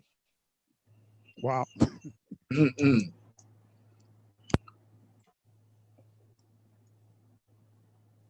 You're on mute, Russ. Thank you, Udoshi. And I was saying in mute that I don't get why Udoshi's asking this, because her family is like her family are like the archetypes of all of these questions. Like they are, like from the outside looking in, y'all might think the Shoatz family or whatever. And I'm sure her family has whatever schisms or whatever, but they are the archetype type of family. And so yes, we have problems, but we stick it out. We love each other. We through love. People see the Shoatz family. I know people see my sister Teresa, myself, and Sharon sometimes, and we'll just be having a regular conversation, and they'll be wanting to call the cops, get an ambulance or something, because it looks like we're about to kill each other. That's just how we dialogue. That's just how we're having a regular conversation, but people will be like, calm down, are you okay? And so my daughter's energy is totally different. Jaya, when she was a baby, she would just cry when we would be talking. She would just cry miserably because she think we were at each other. So it takes a lot with the Shoatz family. We love each other is the core, is the answer to that question. But Udoshi, her family nurtured Bob Marley when he came into the country. So that's her kind of, her family till this day is a mega kind of pyramid of nurturing me and a gang of other people. And yes, I don't know what Udoshi goes through internally, but they look like gold. From the outside, they look like gold, her family. So, but yes, Udoshi, we have struggles or what have you, but we try at the end to end up looking like your family, but yes, we struggle and go ups and downs and everything you can think of. And love is the core. Love is the answer. Okay, we want to take maybe 1, 2 max questions, and then we want to sum up, and then we're gonna close with after Harmony goes over the tree, so folks will know what to do, and then we'll close up with a song that Spirit Child, who's been behind the scenes doing the tech stuff. He's gonna play a sound from our album that we actually dedicated to Maroon. So, you see anything, Noah? Someone just asked, will it be available for review as well as this Zoom? So this was also aired live. We're live streaming now on YouTube, so you can go back to the YouTube and review it for yourself. But this is a live Zoom recording at this time, but you can go back on YouTube to review for your own records. And also, you guys, Vagabond, could you tell them where to see it personally from your platform, please? Yeah, you can go to Vimeo. If you look, the name of my company is called Audiovisual Terrorism. And if you look up vimeo.com/avterrorism/Maroon, you'll find it. If you just type in Maroon and Vagabond, it should pop up. It's on Vimeo. I leave it on Vimeo because the quality is usually better. And please share it all over the place. I mean, it's almost 12 years old now, that film, and I would love for people to see it as much as possible, especially because Maroon is in such a bad place right now, physically, you know, and we really need to sort of try and get. Spirit Child posted it in the chat. Yes. Spirit Child posted the link in. Yeah, so please spread that around, you know. And if you have folks come over to the house, I do it every once in a while. I go, I got a story for you to hear. You know what I mean? You're never gonna believe this story. Like if I had written this as like some sort of Hollywood film, they would have told me, nah, this is not gonna fly. You know, this is unbelievable. So people should just share that as much as possible. That's what it was made for, you know. Okay. I can send you the link if you guys want. So I just want to say quickly that Vagabond charged me that much for it. Okay, he did it all as a revolutionary on his strength, not a nonsense, and that's why I use them repeatedly. He charged me that much. You saw the quality of it. You saw the questioning and all of that. That's how much it cost. Right on. Okay, before you end this up. But we have one more question, Baba Shep. Okay, I just want to just mention that, Russell, that Jaya is actually at the end of this in the video when we gave her the portrait that Carlito did. I know he was here. So folks, stay on and watch the video. Go ahead, Noah. One more question. So Dr. Leo May Shoatz. He didn't put a question there, but he can put his question out. Yeah, I wanted to ask a question. Peace and love, everybody. Peace and love. Assalamu alaikum. This question was for Russell and probably Teresa or one of the siblings if they still online. I'm here. Can you hear me good? Because I'm on the road. No, we did. Yeah. Okay. All right, good.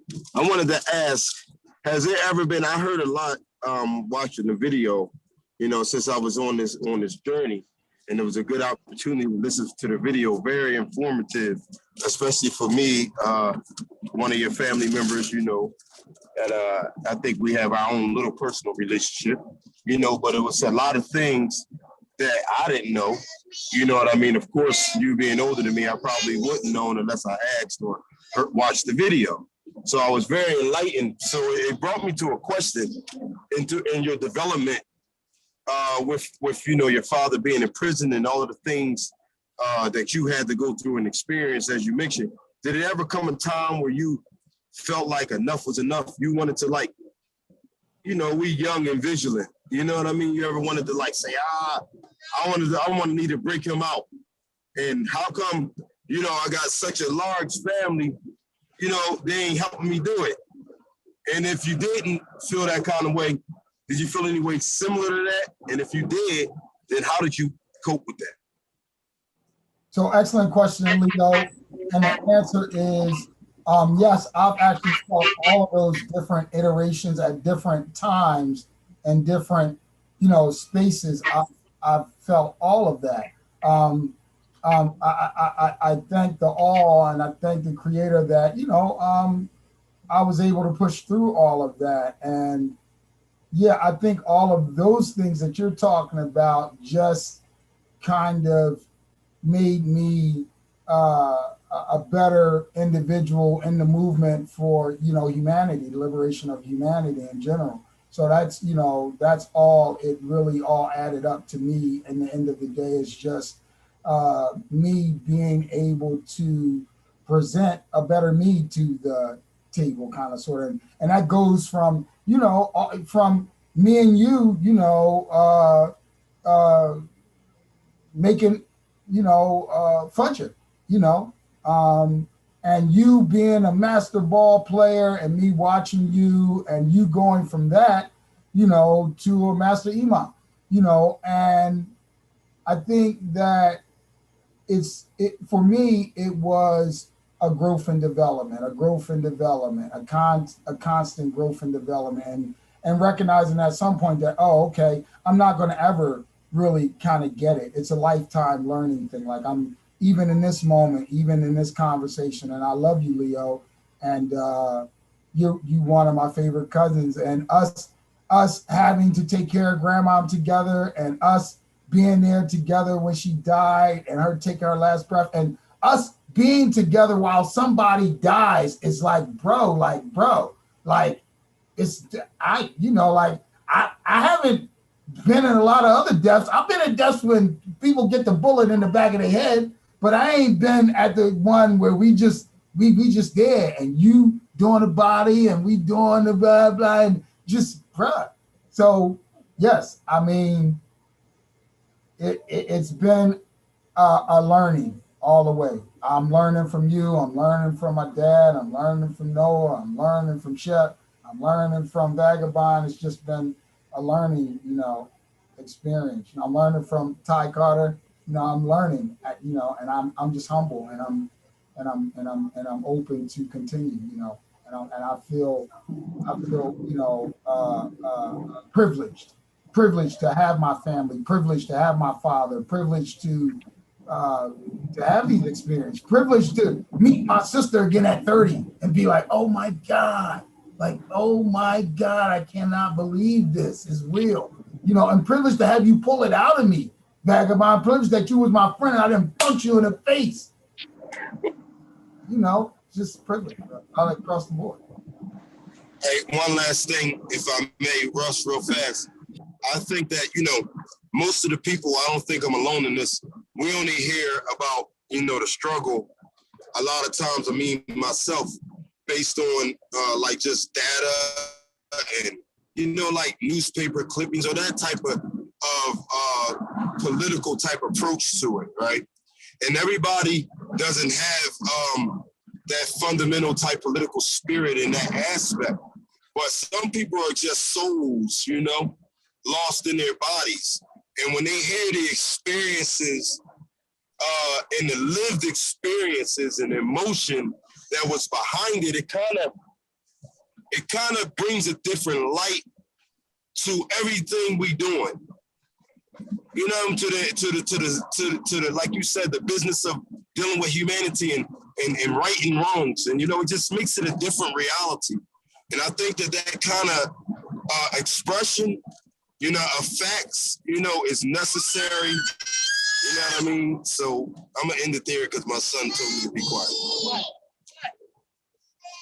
Thank you, cousin. I love you. Thank you. Noah? Okay, thank you all so much. My family being on the line, talking to my cousin, my very good cousin, my close confidant, my cousin Russell Maroon, well, Russell Shoatz III, and my brother Leo, Dr. Leo May Shoatz. So it's a pleasure to be amongst these men and to even be here in representation of my uncle Russell Maroon. thank you all so much for joining tonight. It was such a pleasure to hear the story from out of the words of my cousin's mouth, because at times I'm picking his brain on things that I've never heard of or even saw or even could even imagine how he was feeling on the inside. So thank you for sharing this very raw and detailed interview. These are some pictures from our most recent Maroon Day of Service. And it was a beautiful day. It started at 8 a.m. and it went until 8 p.m.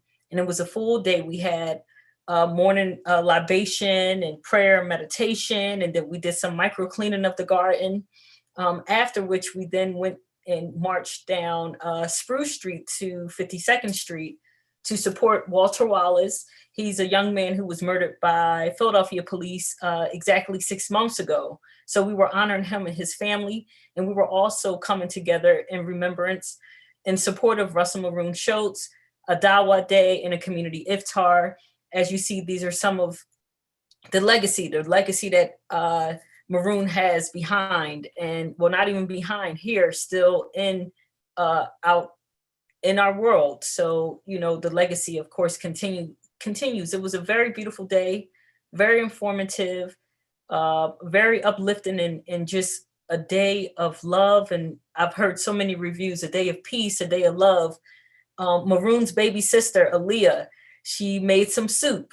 And everyone's been raving about her soup. And I told her, I said, a lot of people is saying, your soup was able to ground them and just bring them to the complete understanding of why it is that they were there this day in the support of Maroon and, of course, Mumia.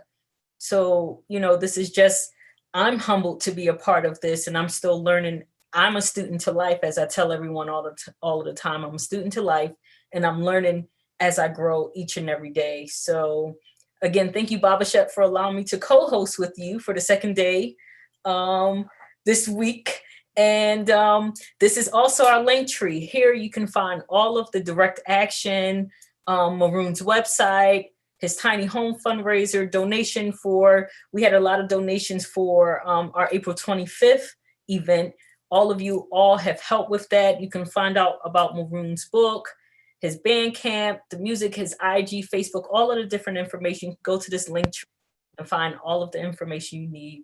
If I could say really quickly, please come out Sunday. That's going to be in the link tree, but the next event that's coming up for Maroon is Sunday. If you can come out, all of the information for this event Sunday, which is basically a love party. We're gonna have a love party on Sunday. So if you want to dance and party and listen to good love music, please come out and hang with us. We're going to party in front of the governor's house. And so please come out and support us on that. The other thing is that myself and Vagabond are also in the process of trying to get a statement from Maroon. And so we're working on that on that project and going to need your support in that. And I'll be reaching out to you for that. But thank you guys. Thank everyone. Thank you, Shep, and thank you, Harmony. Okay. Yeah, thanks everyone for being here. I just put my email in the chat. If you want more information to be part of our network, you'll get all the information of everything that goes on with Maroon and other political prisoners. I know Dr. McIntosh was here. He did a great program that I heard. I didn't see it yet. I'm about to do that tonight, where he had interviews with a lot of doctors and lawyers dealing with the whole aspect of political prisoners, and something that actually me and Russ had talked about yesterday, getting them involved and getting our people out. So you need to watch that and just get that information. So stay on. We're going to see the film that we did at Penn Station in the freezing cold to deal with COVID and killing our people in prison. And free them all. You got it, Spirit.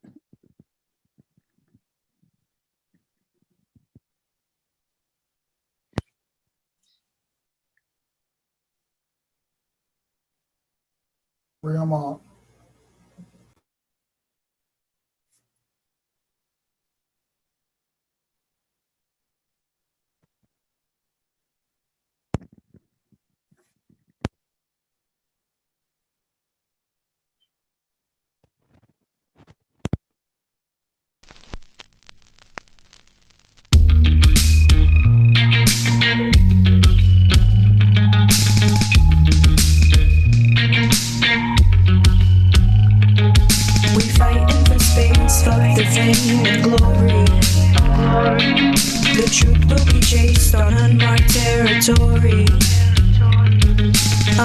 to tell you more than just a story. And I promise it ain't boring. We're here to stay, so look the other way. I'm here to stay, so look the other way. You're in my eyes, they cast the lies of our lives and our history. Oppression kills, ain't no mystery, but united there are victory. There are victory. But united there are victory. But united there are victories. They tried to erase moments, souls and stories. Shall not be dismissed by mandatory. Seek justice and peace for those underneath, for those in defeat, for those on the street with nothing to eat. You gotta believe, you gotta believe. Say I won't retreat until I receive. Say we won't retreat until we receive. Yeah, we will proceed. Maroon will proceed. Yeah, we will proceed. Maroon will be free. Maroon will be free. We fighting for space, fuck the fame and glory. The truth will be chased through unmarked territory. I'm here to tell you more than just a story.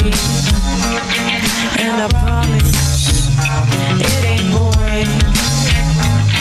We're here to stay, so look the other way. I'm here to stay, so look the other way. You're in my eyes, they'll cast the lies of our lives and our history. Oppression kills, ain't no mystery, but united there are victories. But united there are victories. But united there are victories. But united there are victories.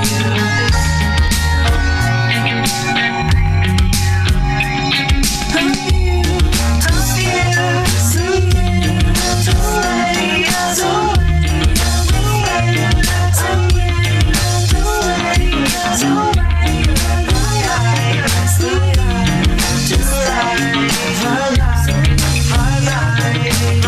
so look the other way, or look me in my face, or look me in my face. I dare you, I dare you, I dare. Say I won't retreat until I receive. Say we won't retreat until we receive. Yeah, we will proceed. Maroon will proceed. Yeah, we will proceed. Maroon will be free. Maroon will be free.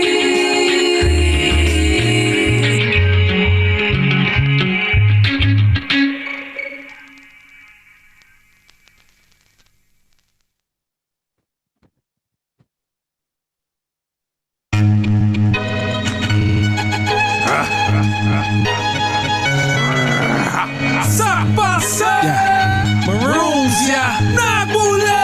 Si Maroon. Ça passe. Oui, Maroon, yeah. Nagule. Si Maroon. Ça passe. Oui, Maroon. Nagule. Si Maroon. We will never compromise, back down, settle, never settle, no settlements. Our sentiments, no touch of pedals, no puppet strings, puppeteers, violence of violence. Orchestrated strategy to harmonize the sirens. Victory inevitable, lions and lioness, discipline impeccable. We've trained with samurais. Sensei Fred Ho, Mafere Funjango. Our ancestors bless ya. Kawakawasile. Chango, Quilombos, Acapulco Town, Moortown, Charlestown, Scottsdale, Blues, Louisa, Muffet and Boom Chango, Ogun Ogun, strike down, Gullah Geechee, stay Gullah Geechee, my veins from down south, global south, Zapatista, yes we all Maroons, watch yourself now, we connecting continents, fuck your governments, revolutionary matriarchs, you can feel it in the air, never scared, Maroons be prepared, so be aware, stay prepared, kill your inner fears, fight with us, win with us, yes we here, victory is certain, we've already won, you can feel it in the air, never scared, Maroons be prepared, so be aware, stay prepared, kill your inner fears, fight with us, win with us, yes we here, victory is certain, winning is to be won.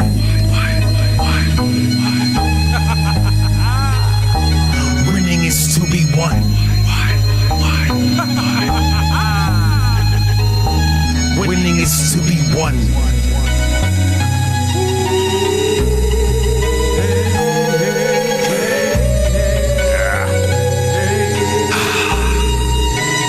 Work now. Skilled with art equal to a politic matters. Not what you think, skin is dark matters. Top black matters, crop.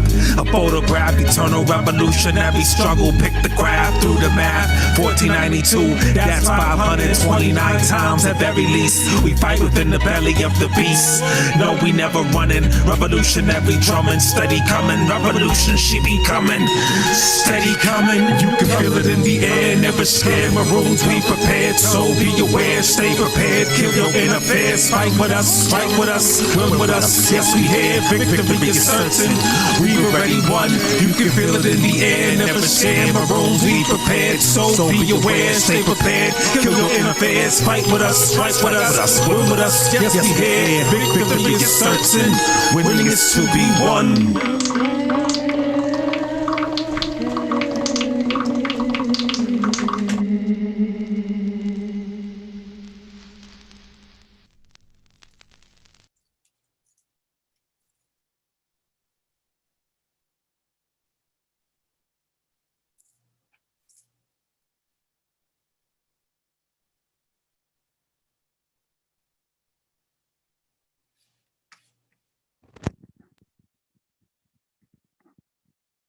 We out, y'all. Peace. Peace. No shot. What happened to our all power to the people? Palante siempre. What's up? Palante siempre. Come on. Palante siempre. Hold on. Chef. What's Palante, siempre palante. What's the call? Free them all. Free them all. All power to the people. All power to the people. All power to the people. All power to the people. Palante siempre, palante. Palante, siempre palante. Unidos en la And lucha. death to the fascist pigs. Yeah, death to the fascist pigs. Yes, y'all. Love y'all. We did it. Peace. Yeah. Tomorrow's May. Spread the word about political prisoners wherever you go. Planning to do that. Yes. Right, And never give up. Never give up. Come out Sunday. I will be there.